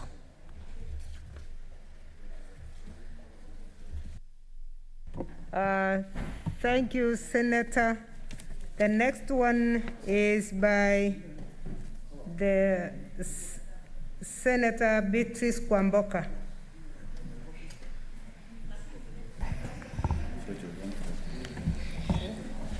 Thank you, Madam Speaker. I rise pursuant to Standing Order 48-1 to seek a statement from the Standing Committee on Roads and Transportation regarding the safety on our roads. In the statement, the committee should, number one, state how safe roads across the country are for motorcyclists, pedestrians, and other road users in view of the United Nations resolutions on improving global road safety. Number two, outline the plans the ministry and the relevant authorities have put in place to ensure that motorcyclists strictly follow traffic rules. Number three, enumerate the actions being taken by the ministry to ensure there is peaceful coexistence among drivers, motorcyclists, and pedestrians on our roads. And number four, elucidate the effectiveness of relevant authorities in ensuring that traffic offenders are strictly dealt with to mitigate normalization of traffic offenses. Thank you, Madam Speaker. Thank you, Senator. The next statement is again from Senator Beatrice Kwamboga. Please read your second statement. Thank you, Madam Speaker. I rise pursuant to Standing Order 48.1 to seek a statement from the Standing Committee on Health regarding the status of funds received by the government as donations from the international community to help in the fight against the COVID-19 pandemic. In the statement, the committee should, number one, explain whether the National Emergency Response Committee on Coronavirus has been operating effectively and efficiently. Number two, explain how the funds donated to the government to fight coronavirus have been utilized from March 2020 to date. Number three, expound on the steps the ministry intends to take to ensure that enough masks are available in learning institutions and to other frontline workers as and when required. And number four, elucidate the actions being taken by the ministry to ensure that guidelines on COVID-19 prevention protocols with regards to hand washing and social distancing are observed by all employees and pupils, students in our learning institutions. Thank you, Madam Speaker. Thank you, Senator Kwamboka. The next statement is by Senator Dr. Isaac Mwaura. He's not here. The next one is by Senator Mwaura again. He's not here. The next one is by Senator for Wajir, Senator Dr. Abdullahi Ali. He's not yet. He's not here yet. Senator, the next one is by the Senator for Vihiga County, Senator George Haniri.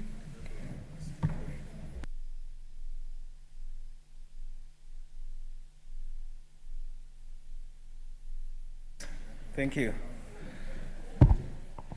Madam Speaker, I want to thank you for the opportunity and state that I rise pursuant to the provisions of our standing orders, and in particular Standing Order number 48, paragraph 1, to seek a statement from the Standing Committee on Finance and Budget regarding the quality of the new generation currency notes currently in circulation. In the statement, Madam Speaker, the committee should, number one, report on the quality of the new generation currency notes as compared to the old generation currency notes. Number two, explain the cause for the poor durability of the new generation currency notes, especially the 50 shilling bill note. Number three, give a comparative assessment of the printing cost of the new generation currency notes in relation to the old generation currency notes. And lastly, state security measures put in place to curb proliferation of fake new currency notes following reports of the same being in circulation. I thank you, Madam Speaker. Thank you. Just for the record, the statement by Senator Dr. Ali was actually read earlier. I didn't realize that, and that's okay. So it is done. The next statement is by Senator, statement number 10 is back to further consultations. So the next one is by, again, Senator Beatrice Kwamboka.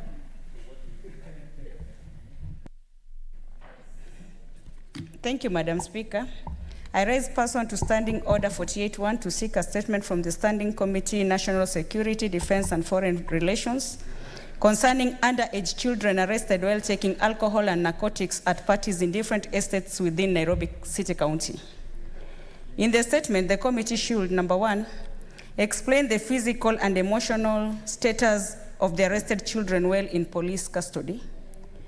Number two, explain whether the owners of the houses where the children were found partying and partaking in consumption of alcohol and narcotics are in custody and whether charges will be pressed against them. Number three, enumerate the actions being taken by the ministry to ensure that such kind of parties involving children do not take place without the knowledge, without the knowledge or presence of the parents. And number four, elucidate on the actions being taken by the relevant authorities to ensure that any adult caught either participating or promoting unauthorized parties bringing together underage children face the full force of the law expeditiously. Thank you. Thank you very much, Senator. The next statement is by Senator Petronila Were, statement number 13.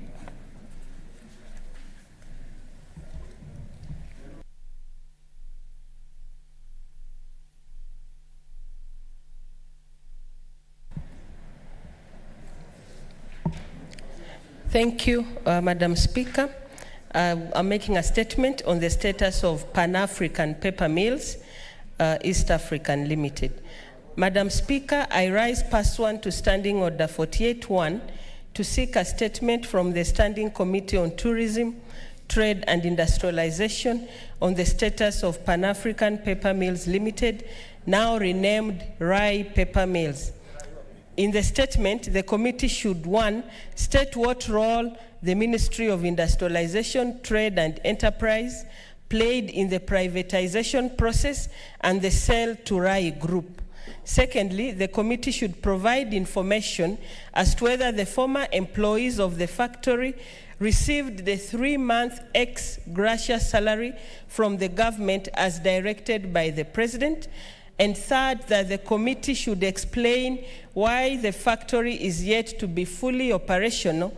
And finally, the committee should recommend to the government further economic initiatives that can be undertaken in Webuye town to support the residents in the event the factory cannot be fully revived. Thank you, Madam Speaker.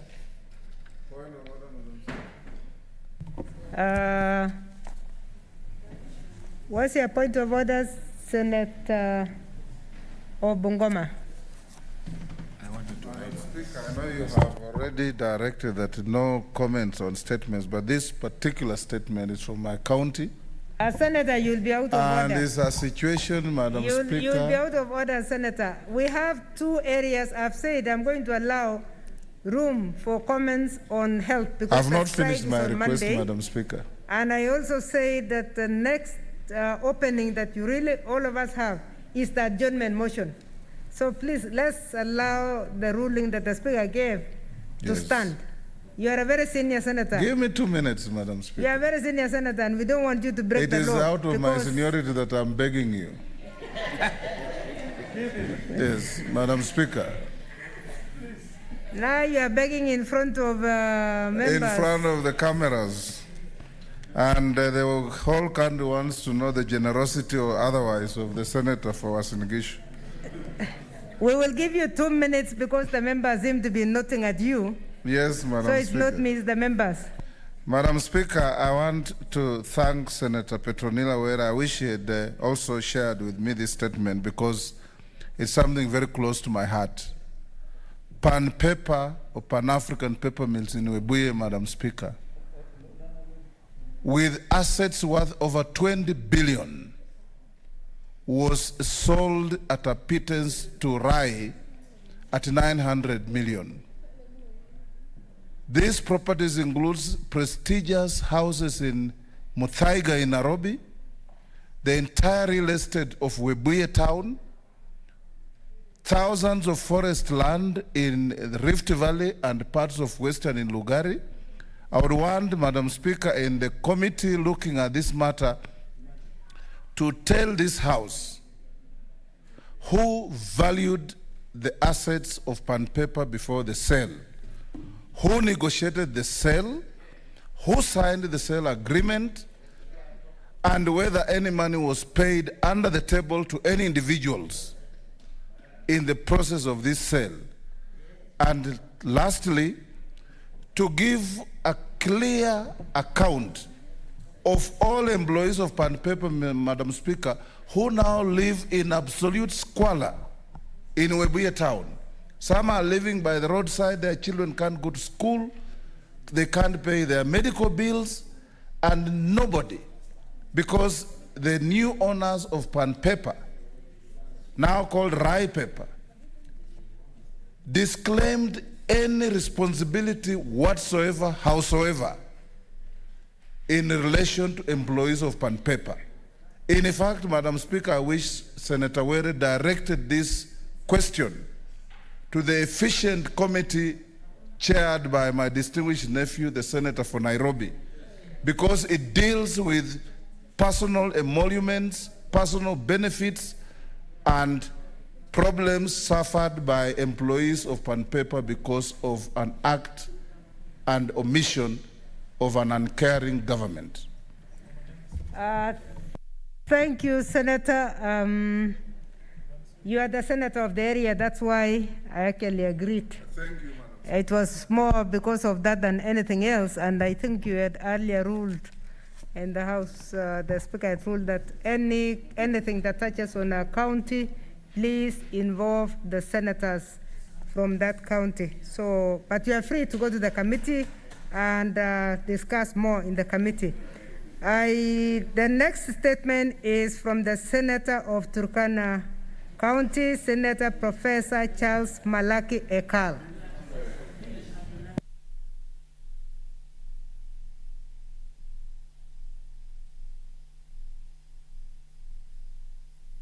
Give me fire. Okay, thank you, Madam Speaker. Actually, this statement is a joint statement between me and Senator Dulo, because this is on what is happening in Isiolo and Meru. I rise pursuant to Standing Order 48-1 to seek a statement from the Standing Committee, National Security, Defense and Foreign Relations, regarding attacks perpetrated against herders from the Turkana community in the counties of Isiolo and Meru. In the statement, the committee should state who the perpetrators of armed attacks against herders from Turkana in the counties of Isiolo and Meru, and whether they have been brought to book. 2, find out and report on why herders from Turkana County are being forcibly pushed out of grazing lands they occupy in Isiolo and Meru County. Madam Speaker, these people have occupied these lands as far as the 1900s, before our current country came to be. So their forefathers have been buried on those lands, and so naturally they belong to those lands. 3, statewide over 4,000 head of cattle belonging to Turkana herders in Isiolo and Meru counties were confiscated by authorities and further caused the release of the confiscated animals to their owners. Madam Speaker, a cow is the heart of a Turkana person. When cows are taken away from them, they are left totally helpless. They do not grow crops, they do not do anything, they live on those cattle. So by taking 4,000 head of cattle from a Turkana community, they are actually being allowed to starve. This is like being put to death in a very slow and painful manner. Cows do not know where they are. They only go for grass and water, and there is no reason why they should be held when the owners are suffering. 4, state measures put by the government to guarantee security of herders from Turkana County legally grazing the animals in neighboring counties. And 5, explain why the ongoing disarmament exercise is targeting herders from the Turkana community, only thus leaving them vulnerable to attacks by the herders from other communities who are armed, and further call for the cessation of the disarmament exercise. Madam Speaker, there are 5 communities living in this particular area, and they're all armed in their own ways.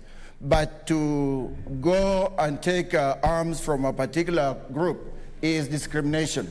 This group is left helpless and vulnerable, and they should be armed enough to be able to protect themselves.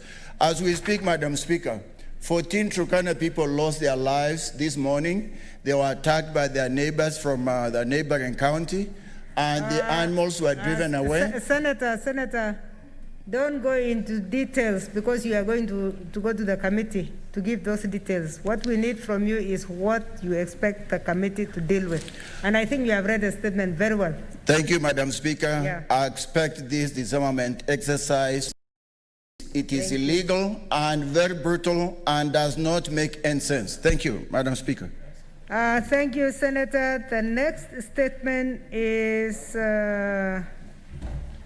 again from the nominated senator, Senator Beatrice Kwamboka. Finally, Madam Speaker, She's not here. I'll give you a chance. I raise pursuant to Standing Order 48.1 to seek a statement from the Standing Committee on National Security, Defense and Foreign Relations on the issue of security along Kenyan borders. In the statement, the committee should, number 1, explain the preparedness, alertness, and the distribution of border patrol units along the Kenyan borders. Number 2, explain the status of 9 Kenyan citizens who were arrested and taken to hostage by Ethiopian Federal Police while on Kenyan soil. Number 3, enumerate the actions being taken by the ministry to ensure that any Kenyan citizen arrested on Kenyan soil is returned home safe and sound.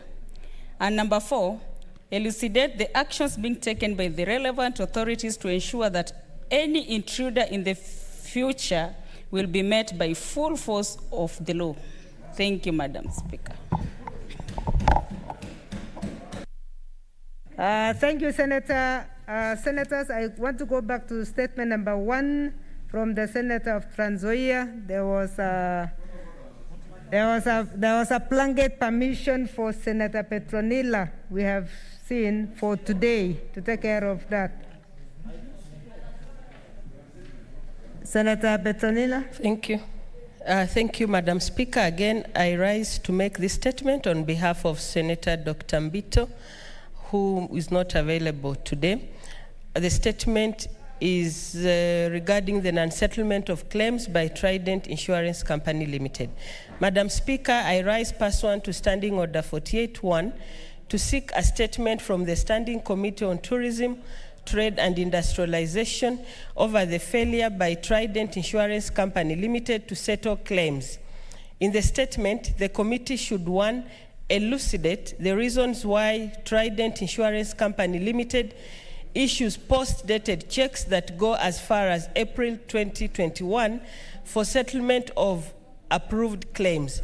Secondly, the committee should explain why the company is collecting premiums from clients and yet they are not settling claims.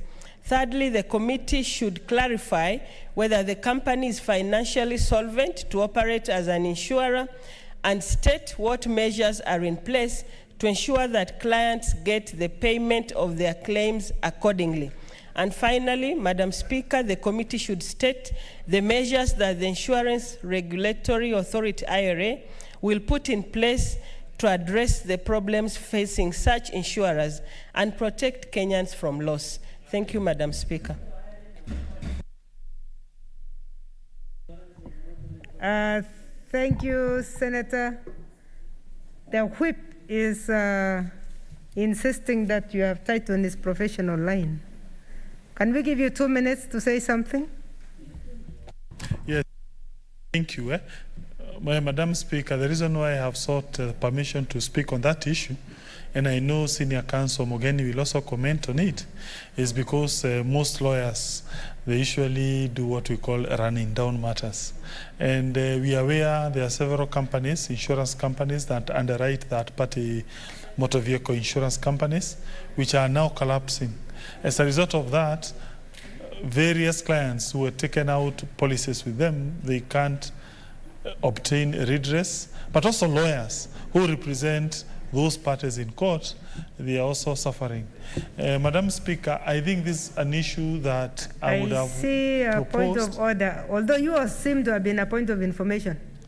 Yes, it is a point of information, so I have exclusive. Yeah, it was not really contribution, it was point of information on his profession. Yes. Yeah. Yes, I would have... Senator Sakaja, you want to intervene at that point? Oh, okay. Yes, I would have proposed maybe that request is also taken to the Legal and Justice Committee.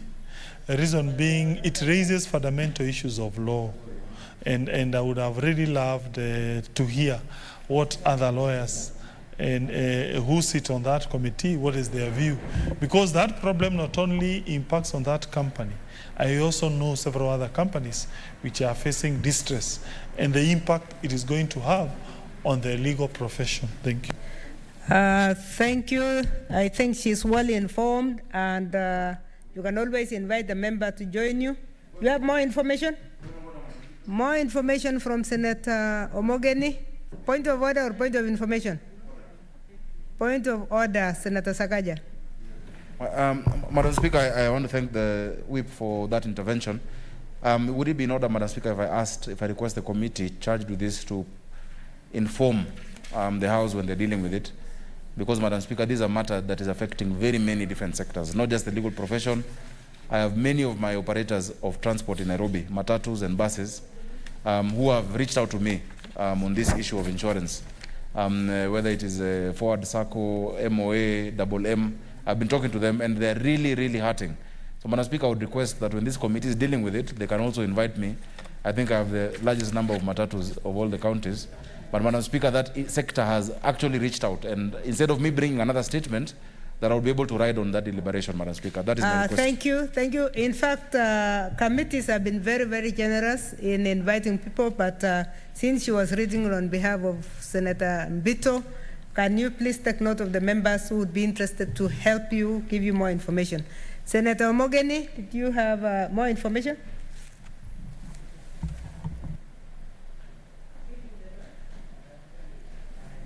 Yes, thank you, Madam Speaker. Madam Speaker, I just want to make a follow-up on the issue that has been raised by Senator for Muranga, Senator Kangata, that this is a matter that is touching on dispensing justice to Kenyans.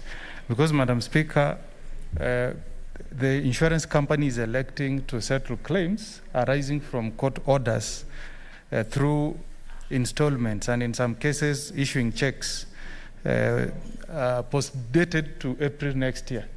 Madam Speaker, my view is that this is a matter that is squarely within the ambit of the Committee of Legal Affairs, Justice and Human Rights, because there is no way you can dispense justice to Kenyans if you are not able to honor court judgments, especially to people who have already paid premiums to the insurance company. And the law requires that once a claim has been found to be genuine, then the insurance company should promptly pay the claim. So I propose, Madam Chair, with your permission, that this is a matter that actually should either be dealt with the two committees, or it should actually be referred to the Committee of Justice, Legal Affairs and Human Rights. Thank you. Thank you. I would like to rule that we allow for further consultation on this. I think there are two statements now that seem to border on two committees. Again, we will see the earlier one that was supposed to be going to Labor and has gone to a different committee, and this one. So allow further consultation between the clerks and the leadership so we can resolve that. Were you informing on the same? Please, and 1 minute. Thank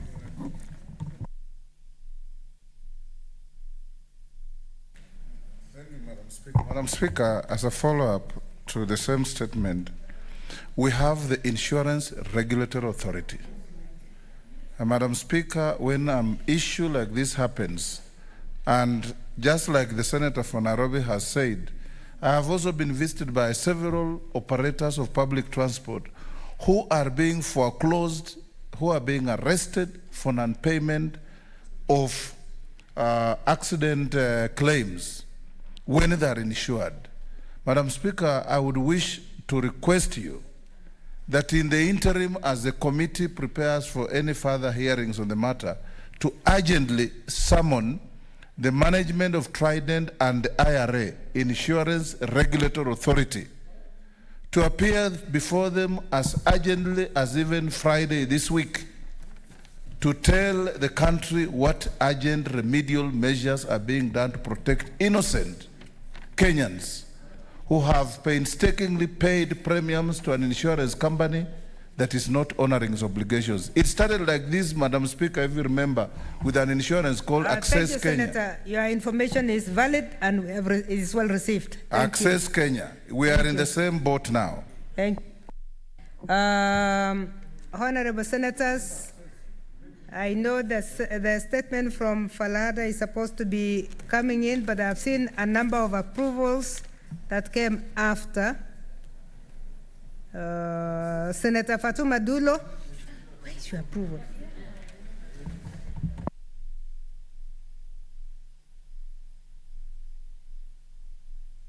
Been called, so you wait.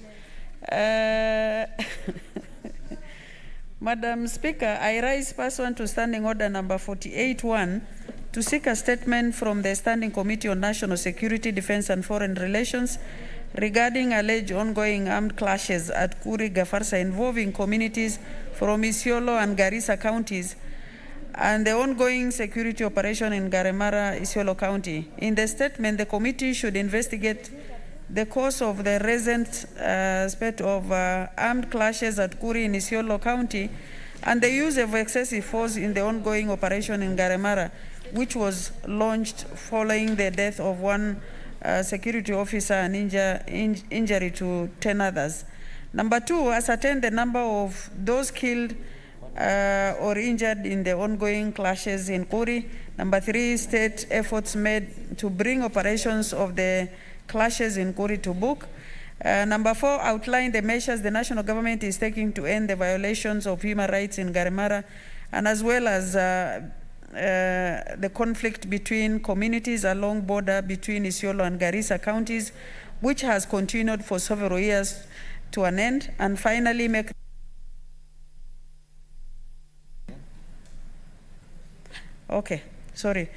recommendations to the national government on measures to prevent the occurrence of similar incident. Madam Speaker, I would request your ruling on this. I've brought several statements to this House regarding the border dispute between us and Garissa County. If I can request the committee to visit the area, I would really appreciate. I thank you. Thank you, Senator. The next statement is from Senator Millicent Omanga. There are 3 statements that were not in the order paper. That's the second one. And the third one will be from Senator Gerard Gay of Nandi. Yeah, mine was approved. You're in House business. I have. Yeah, thank you, Madam Speaker.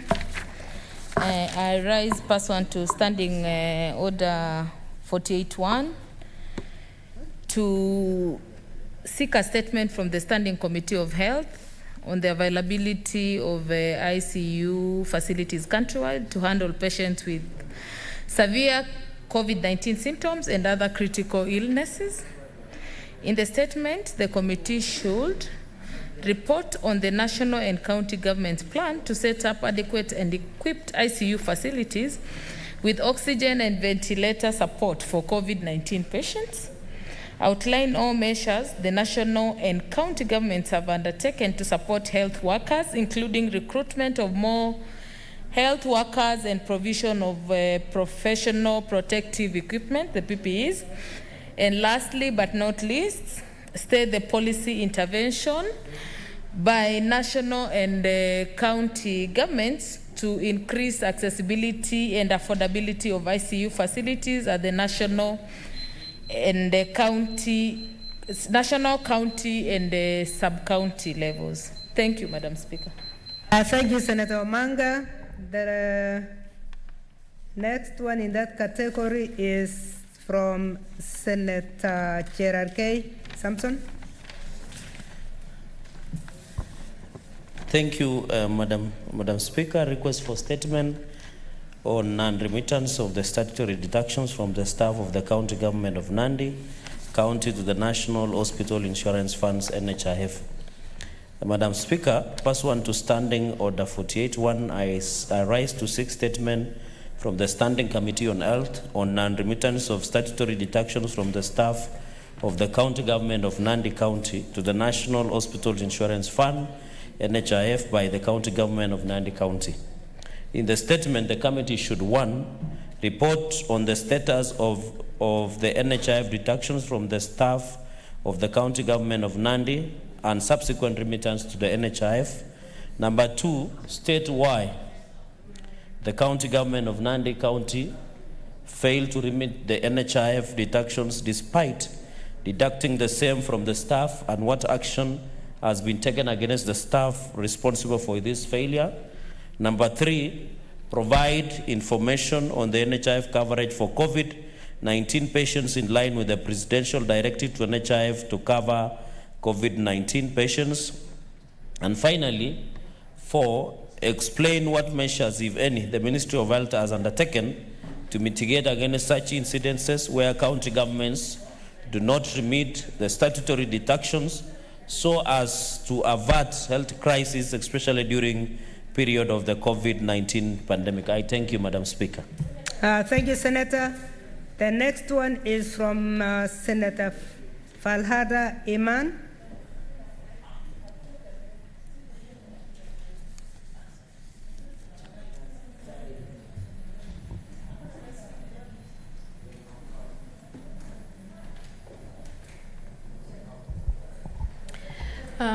Madam Speaker, I rise pursuant to Standing Order 48.1 to request for a statement from the Standing Committee on Health regarding the rising cases of medical negligence and malpractice.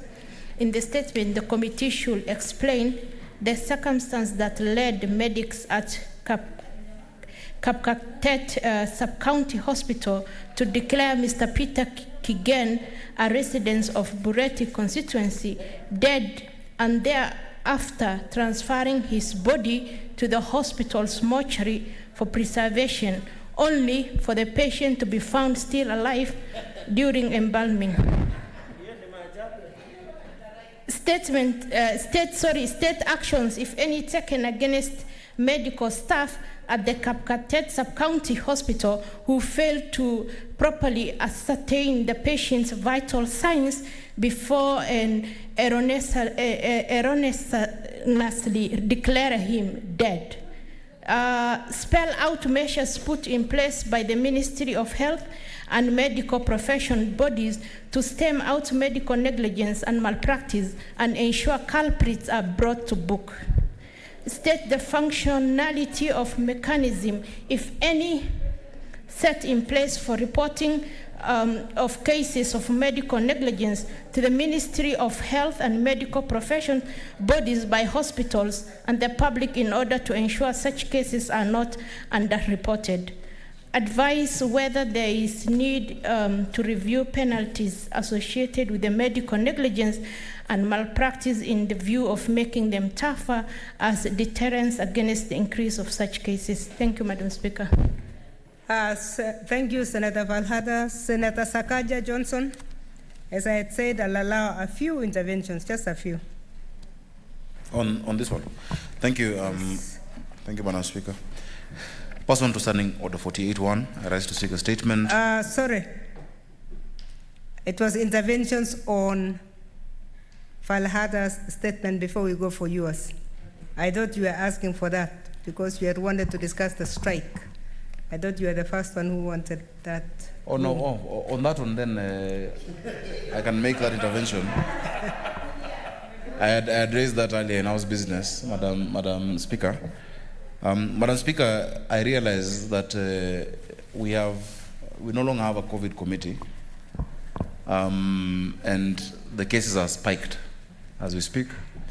And the health committee now has a full mandate on the health issues. Of course, earlier on, their performance was not good, but now they have pulled up their socks. We have confidence. We can still see some remnants of the past. Like today, you spoke about cancer instead of World AIDS. It's World AIDS Day, 1st of December. As a committee, you should give us a statement on AIDS. But what we're asking, Madam Speaker, is that as we move ahead, Madam Speaker, during this time, especially since we're going on recess, we just like to urge that the Health Committee remain very vigilant and that they continue their work through Christmas, just as we've said the Labour Committee will. Madam Speaker, secondly, we are staring at a crisis. The Kenya Medical Practitioners and Dentists Union has said they're going on a nationwide strike on Monday. Madam Speaker, the Health Committee of the Senate, and I saw that they issued something with respect to Health Service Commission as recommendations, but they have not put it in paper. They should be front and center to avert this crisis. Madam Speaker, when health practitioners from all the 47 counties, and remember health is devolved, sometimes you see the National Assembly Committee trying to usurp the role of the Senate Committee. Health is devolved. Madam Speaker, if we do not do anything today, we are going to lose lives starting next week. I urge the committee to truly burn the midnight oil this week, to sit down with the KMPDU, who are, they're our friends. Instead of shedding tears in front of TV, Madam Speaker, the Health Committee should come and intervene before Monday. We cannot afford a strike of our medics. And this involves the nurses, it involves clinical officers. In Nairobi, I can see what the crisis would mean. As it is, all facilities in Nairobi are strained. Madam Speaker, today, if you have a sick person, there's no space to even admit, there's no space in ICU. Imagine how this will be exacerbated with a strike. So we would request, I know we will not be here from today, but that the chair of the Health Committee or the members, I can see Senator Ledama is here, Senator Kwamboka, Senator Omanga is here. Please, on behalf of my 4.3 million Nairobians, we are looking up to you to make sure that the people of Nairobi do not miss health services, and I'm sure the people of all other counties badly need you to intervene. We are looking up to you. Thank you, Speaker. Thank you, Senator. Senators, I want to plead for 2 minutes each. Reason being that we still have two very important statements, one from Nairobi County, and actually one on the World AIDS Day, which is going to be read by Senator. So, Senator Matsitsa, Naomi. Thank you, Madam Speaker, for giving me this opportunity to write on the statement of Senator Omanga on the ICU facilities.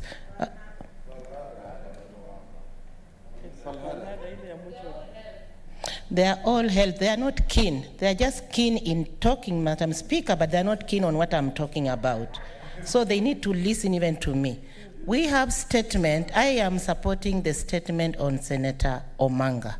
And then later on, I will support statement on Falhada.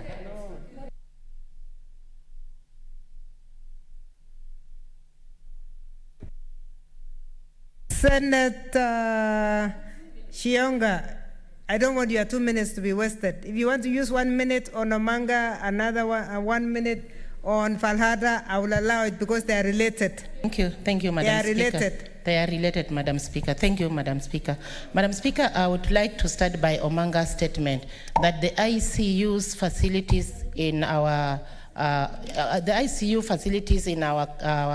facilities or our hospitals are very critical. And it is important that during this COVID, the counties, the money they were given, let them be actually handled with care and let them provide the necessary ICU facilities so that our patients cannot suffer when admitted.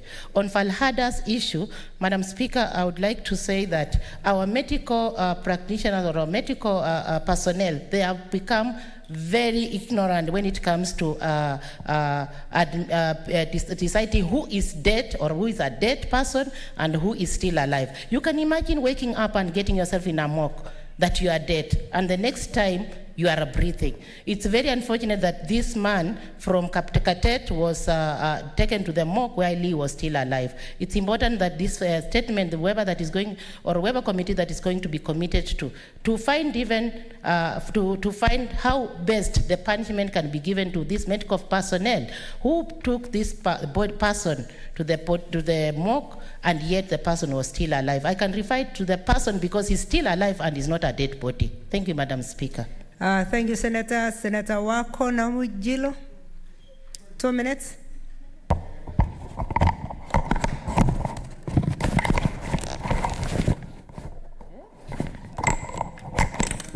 Very serious.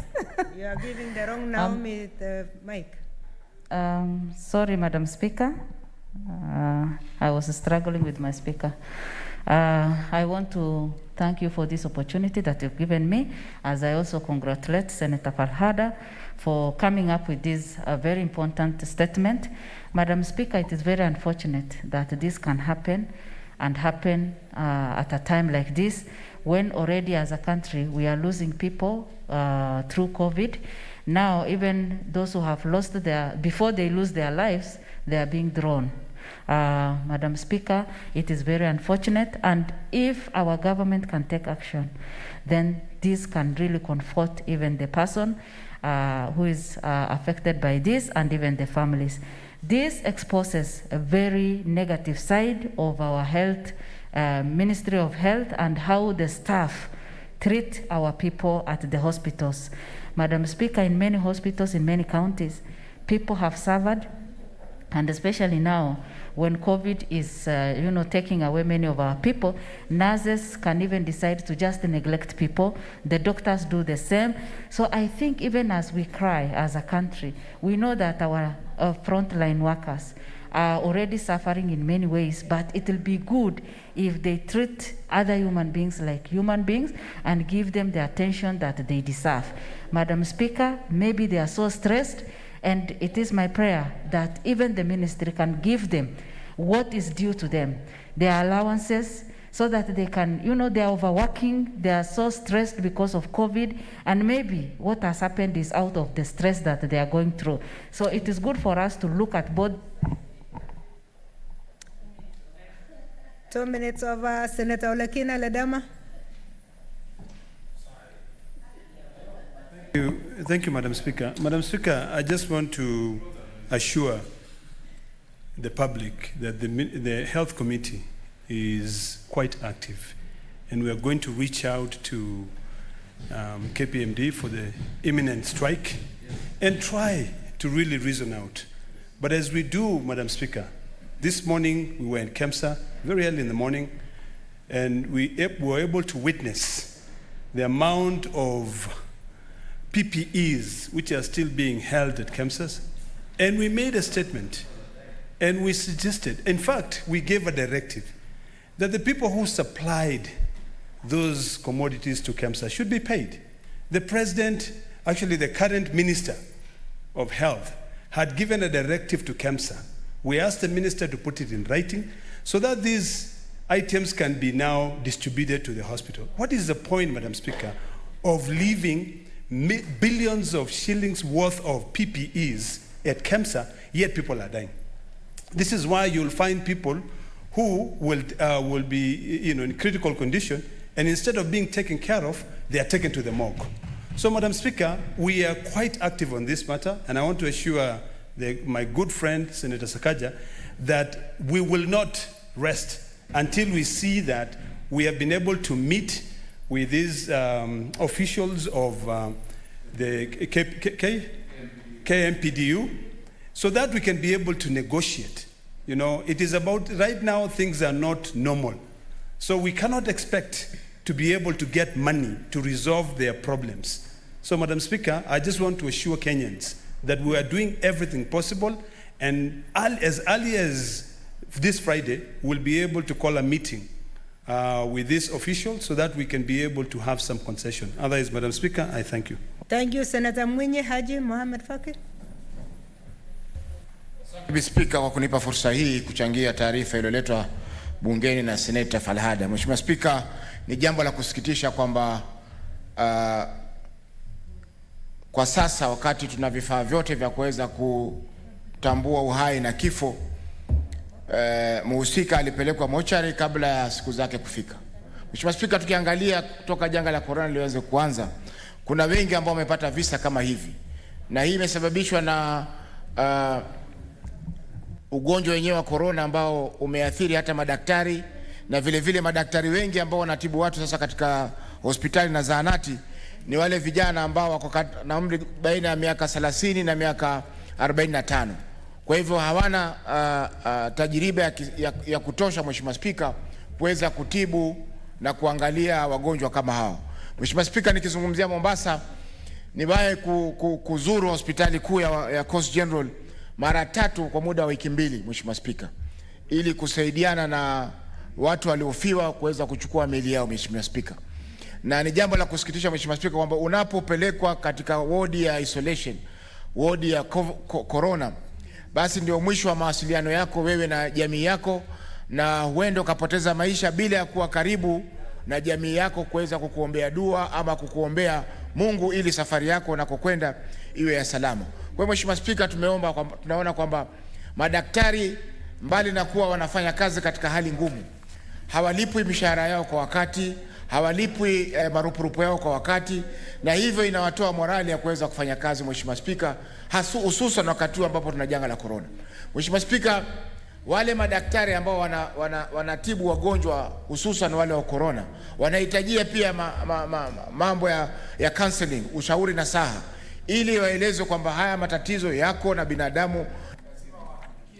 Thank you, Senator. Next 2 minutes go to Senator Omogeni. Thank you, Mr. Speaker, Madam Speaker. I think first I join my colleagues in condemning any act of negligence by our medical practitioners. Painful act of taking a person who is still alive to the mortuary. However, Madam Speaker, we must also be sensitive that as a country we have not done enough to motivate our medical practitioners, Madam Speaker. Really, we cannot have any justifiable excuse why, to date, there are hospitals that don't have PPEs for doctors, for nurses, for clinical officers. Madam Speaker, just today we had a sad case where we lost, a physiotherapist called Ronald Nyarandi in Keroka Hospital, and he caught COVID in the course of trying to care for patients who are suffering with COVID-19. Really, as a country, we need to prioritize. If we have these PPEs at KEMSA, the way Senator Fonarok Olekena has told us, why can't we take them and pay KEMSA and we give them to our medical practitioners?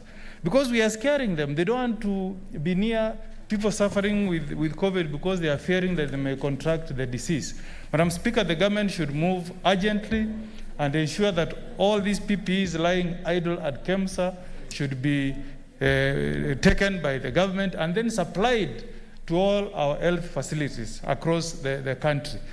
Madam Speaker, I don't think there is any person we should value now in this war more than our doctors, more than our nurses, more than our clinical officers. I want to appeal to the national government and to the county government to take seriously the issues of concern that have been raised by our medical practitioners. Thank you. Thank you, Senator Matsayo Stewart Mwachiro. 2 minutes. Asante Speaker. Speaker, kitu cha kwanza ni jambo la kusikitisha yaliyotendeka huko Kapkatet, ya kwamba mtu hajafariki lakini anapelekwa katika mahali pa kuwekwa maiti. Speaker, mimi ndio sababu ninasema kwamba huu mgomo ambao unakuja kesho au unakuja Jumatatu wa madaktari, hii yote ni kwa sababu madaktari wenyewe ni watu ambao wanafanya kazi katika hali ngumu na hali mishahara yao ni midogo. Ndio sababu tunasema kuepukana na mgomo kama huu, ambao mgomo kama huu nyakati kama hizi za COVID ni nyakati ngumu sana kwa wananchi. Na ikiwa sasa madaktari watakuwa hawawezi kupatikana ama watajitenga kando, wale watu watakuwa lindwa wakiwa katika zile mashine watakuwa wapi? Kwa hiyo ni jambo la kutafakari sana Speaker, kuona ya kwamba madaktari wetu wasiende kwa mgomo na waweze kuitwa haraka iwezekanavyo kuanzia sasa mpaka kabla hiyo siku, ili waweze kuwafikiana kuweza kuepusha vifo vya Wakenya wengi wakati huu wa janga la corona. Ya pili, Bwana Spika, tunaona ya kwamba pia wale madaktari ambao walifanya kitendo kama hichi ya kuweza kusema kwamba huyu mtu amefariki, nataka kujua kamati yetu itachukua hatua gani kuona ya kwamba wale watu ambao wamefanya kitendo kama hichi, wale madaktari walichelewa ama walizembea kazi, ni hatua gani itachukuliwa kuona ya kwamba wameweza kuadhibiwa vya kutosha, na ili mfano mzuri kwa hospitali zingine zisiweze kurejelea kitendo kama hichi. Asante Mr. Speaker. Finally, Senator Wetangula Moses Masika.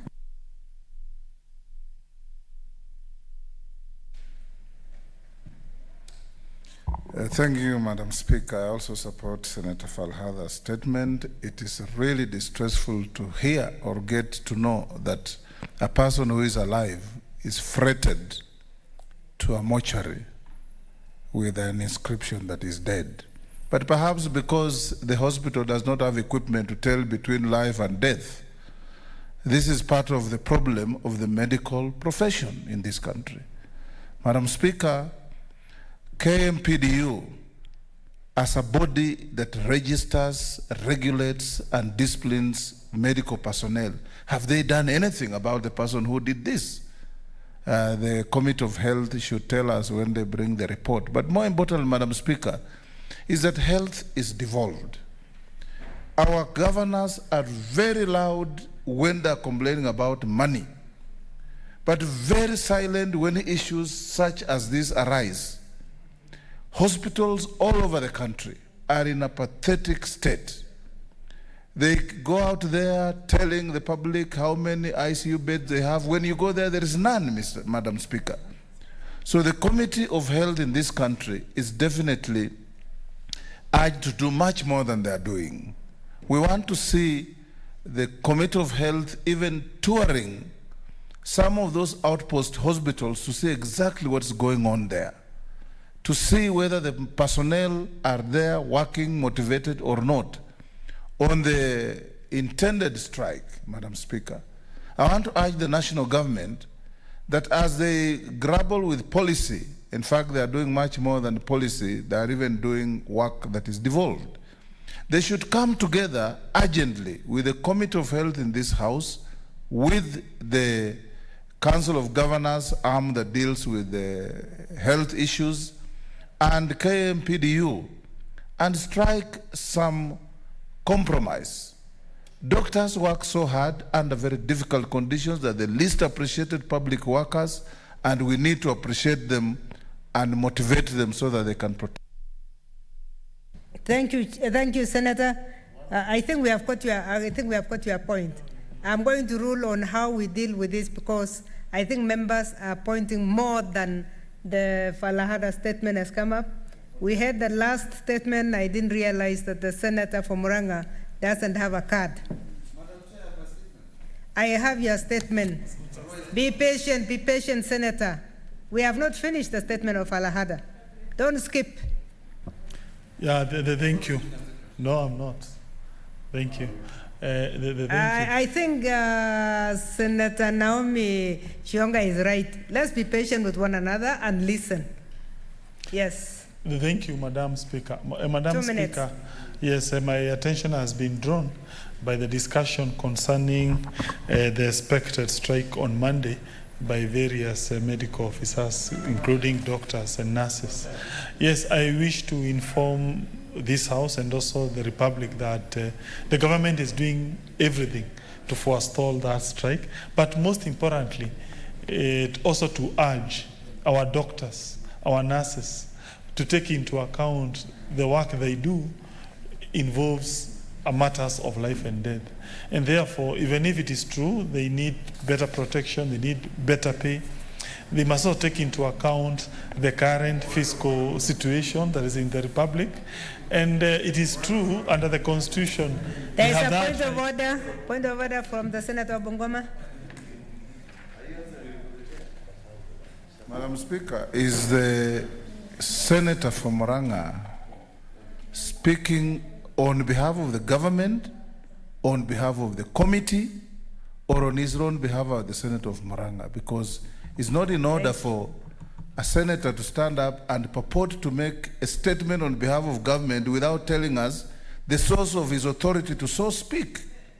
Thank you. Because if the government is negotiating and they're about to avert this strike, why haven't they made it public? Thank you, Senator. Senator of Murang'a, you have only Yes, my 30 personal seconds. opinion. It is my personal opinion. I Thank strongly you. believe that that strike that is supposed to happen on Monday, it ought not to happen. Not because that they are not raising pertinent issues, but the very fact that there is every likelihood lives will be lost and we are in the middle of a pandemic. That's my personal opinion. Thank you, Senator. The last statement on 48.1 is from the Senator of Nairobi. And we are back to no riding on a statement. Thank you, Madam Chair. This one deserved more riding, but we trust your judgment. Madam Speaker, I'd like to pass on to Standing Order 48.1. Seek a statement from the Chairperson, Standing Committee on Justice and Legal Affairs and Human Rights on the arbitrary and purported arrest of Nairobi Governor Mike Mbuvi Sonko and the unwarranted disruption of his meeting with members of the County Assembly of Nairobi County, City County on 30th November 2020. Madam Speaker, knowing that there had been an impending impeachment and without going into the merits or demerits of that would come to us later, the Constitution, which is the foundation of our democracy, clearly stipulates that every Kenyan, no matter what side of politics you look at, has the right to freedom of association and expression. Madam Speaker, the governor was within his right to meet members of County Assembly, and it is therefore utterly wrong and irresponsible for the police Senator Sakaja, to disrupt this meeting. Yes? don't deviate from your statement. I'm reading it word for word. Are you reading it? Yes. This is what was approved by the Speaker. I have one page that was approved. Would you like me to read your copy? Because this is what I have. This is what I've been given to read. Okay, go ahead. Yeah? Let's see. Yeah. Madam Speaker, as a Senate, our key mandate is to ensure that gains made on devolution are not clawed back and that the county government's interests are protected. In this regard, Madam Speaker, I'm requesting that the Chair to respond to the following matters. Madam Speaker, number one, to clarify the circumstances under which the police disrupted the meeting between the government and the MCAs and clarify the charges preferred on the governor that warranted his arrest and disruption of his meeting. Number two, give an explanation as to why there's constant heavy presence of police officers within the precincts of Nairobi County Assembly buildings, including the setting up of a police post in the County Assembly, Madam Speaker. Senator Sakaja, your statement is different from what you Okay, I can gave, read the one you have. What Madam you Speaker. gave for approval. Please This is what I read the gave. one that has been approved.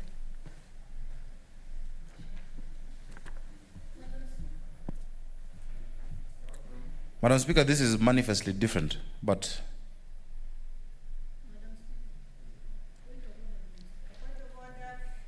Point of order from Senator Pareno.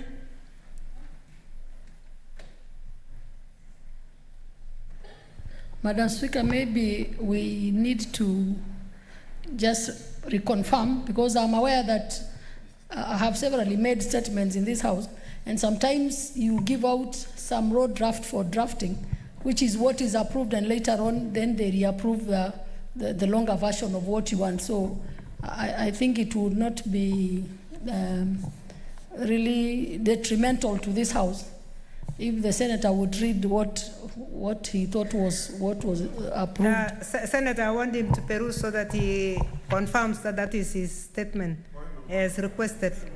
Because if it is what was requested, then I think it's a matter of language, but this one is very straightforward, what he forwarded. And it's for our own records. Yes, I've seen a point of order from Olekina. Madam Speaker, this is the point where I really get confused when it comes to the issue of separation of powers. And as a senator, Madam Please, Speaker, your point of order has to do with yes, it his has statement. to do with the statement which is being read by Senator Sakaja. Madam Speaker, But, as a sponsor excuse me, of the... are you contributing to the statement of Sakaja? No. I'm only raising a concern. What is point of order? The point of order is Yeah. really on the content of the statement by the senator, because he's the author of the Sorry, statement. he has not given you the content yet. I have given him what That he is why gave. we are confused, Madam Speaker, because when the senator is reading... Allow him to confirm. Please allow him to confirm because he has the two statements. Those are his statements. Can I raise my concern, Madam Speaker? My concern... After he has read and Yes. confirmed whether it is the correct statement or not, I just wanted him to look at the two because what he's reading is not what I'm reading. And Okay, yet it's okay, him who okay, gave that us the two. Give him the right of clarification. Yes, Senator Wetangula Moses? Another point of order? Is it in order to embarrass the distinguished senator for Nairobi, who is the author of the statement? Senator, nobody has embarrassed him. It's a point of order, Madam Speaker, that the author of the statement, he may not be feeling embarrassed. We're feeling embarrassed on his behalf.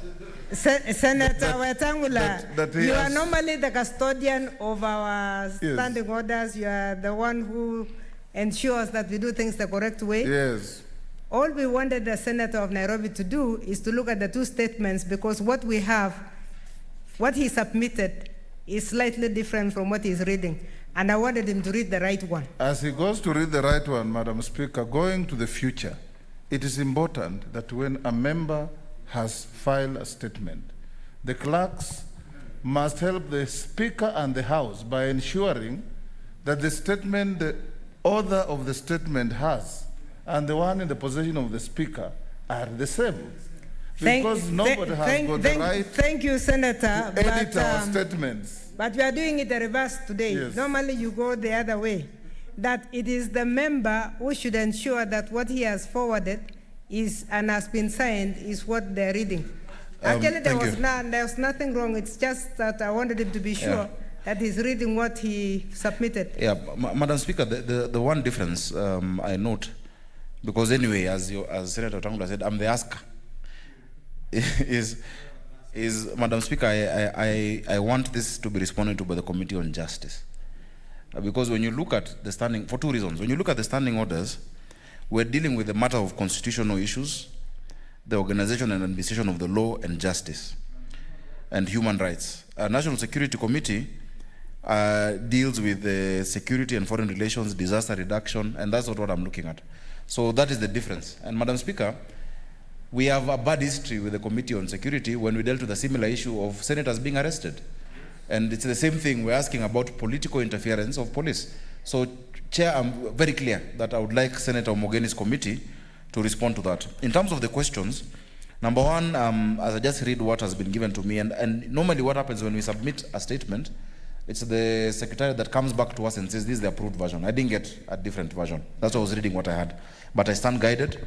The question was, number one, explain why police are interfering with the governor's constitutionally given right of freedom of association and freedom to assemble by disrupting the governor's meeting with members of the County Assembly of Nairobi, City County on 30th November 2020, state the accusations of charges against the governor that have warranted his arrest, and give an explanation as to why there is constant heavy presence of police officers within the presence of Nairobi County Assembly buildings, knowing full well that we have separation of powers and the legislature is never under police control. That's why we have sergeants at arms, Madam Speaker. Madam Speaker, finally, we need to understand the double standards being applied with respect to COVID, because some of the allegations we're hearing is that they disrupted it because of social distancing, yet even the day before, we saw meetings of more than thousands of people when we're collecting signatures of BBI, there is no COVID. Today, Madam Speaker, I have Matatu circles from Embakasi, Forward Circle, Prime, Kariobangi, Kemos, Eastern Bypass, where hundreds of operators are being crammed up in these Mariamu trucks, hundreds of them, without masks, without adhering to COVID-19 protocols, but you go and disrupt a governor's meeting because of an impending impeachment. Madam Speaker, we want justice to be followed. And that's why I ask Senator Mogeni kindly, take this matter urgently and give us a response on the issue of justice and constitutionality, not on the issue of his impeachment. Politically, we may not agree with him, but his right as a governor should not be blocked, Madam Speaker. Tomorrow it will be you, it will be me. Thank you. Thank you, Senator. Actually, I was looking for that because you were addressing a different committee from what you requested. So I was worried that when I rule, I will send it to the wrong committee. So I'm glad you have done that clarification. I've had consultation with the clerks, and they have said yes. You came forward later to request that it goes to the Committee of Justice, so we'll allow it to go to the Committee of Justice.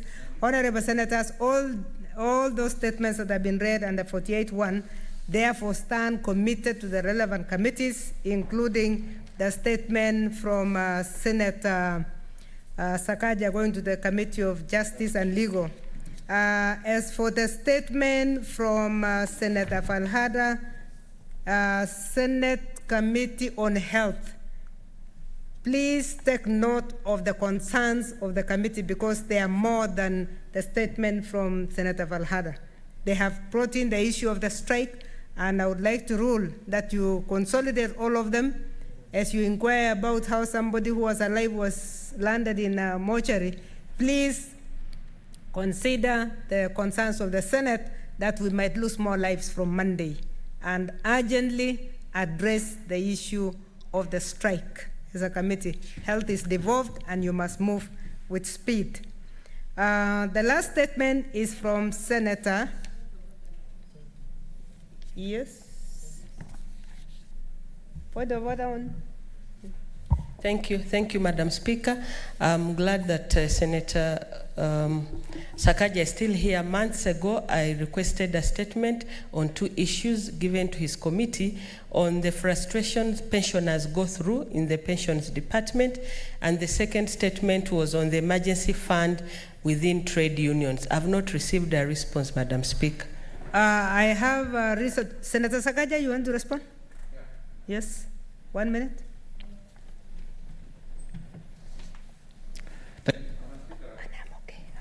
Madam Speaker, responses were given to both. I think we just need to check with the Secretariat, because a response was given. On the issue of the emergency fund, the response was given to the COVID committee, which I also was chairing at that time, and that response has been shared. If the Senator is not comfortable with or satisfied with that response, we can reopen it at any time, Madam Chair. On the issue of pension, I'll check with my Secretariat, but I believe we also dealt with that, and there was a response. I'll just check with her right now, and I'll respond to you before the end of this sitting. In fact, Madam Speaker, I'm happy after the 2 petitions I've laid, my committee is the only one that has no pending petition, and I'm very proud of that. So I'm keen on this one. I need to find out. Senator Locorio, I know that we have a problem with our standing orders because it doesn't ask the committee to refer back to the petitioners or to the members who are asking, but it's only courteous that they receive a copy of the report. So Secretariat must take note of that also. You still wanted to pass with something? I want to make a clarification that the statement on the emergency fund within trade unions, a response was given. Months ago, it was unsatisfactory. I communicated, and he said, Senator Sakaja said that since he's also a chair of labor, it will be redirected to his committee and he will deal with it. I've not received that response. Thank you. Since you had already communicated, I would like to encourage that you discuss further and see that you bring it to a conclusion, Senator Sakaja. The next statement, we have 2 more statements. We are way past our time for statements. We want a statement to be read by the Committee of Health under Standing Order 47.1. Mary Senator will read a statement regarding the commemoration of the World AIDS Day in the context of COVID-19. And thereafter, we'll have the leader, our whip, to read a statement on the program, the future. Thank you, Senator Mary. Senator.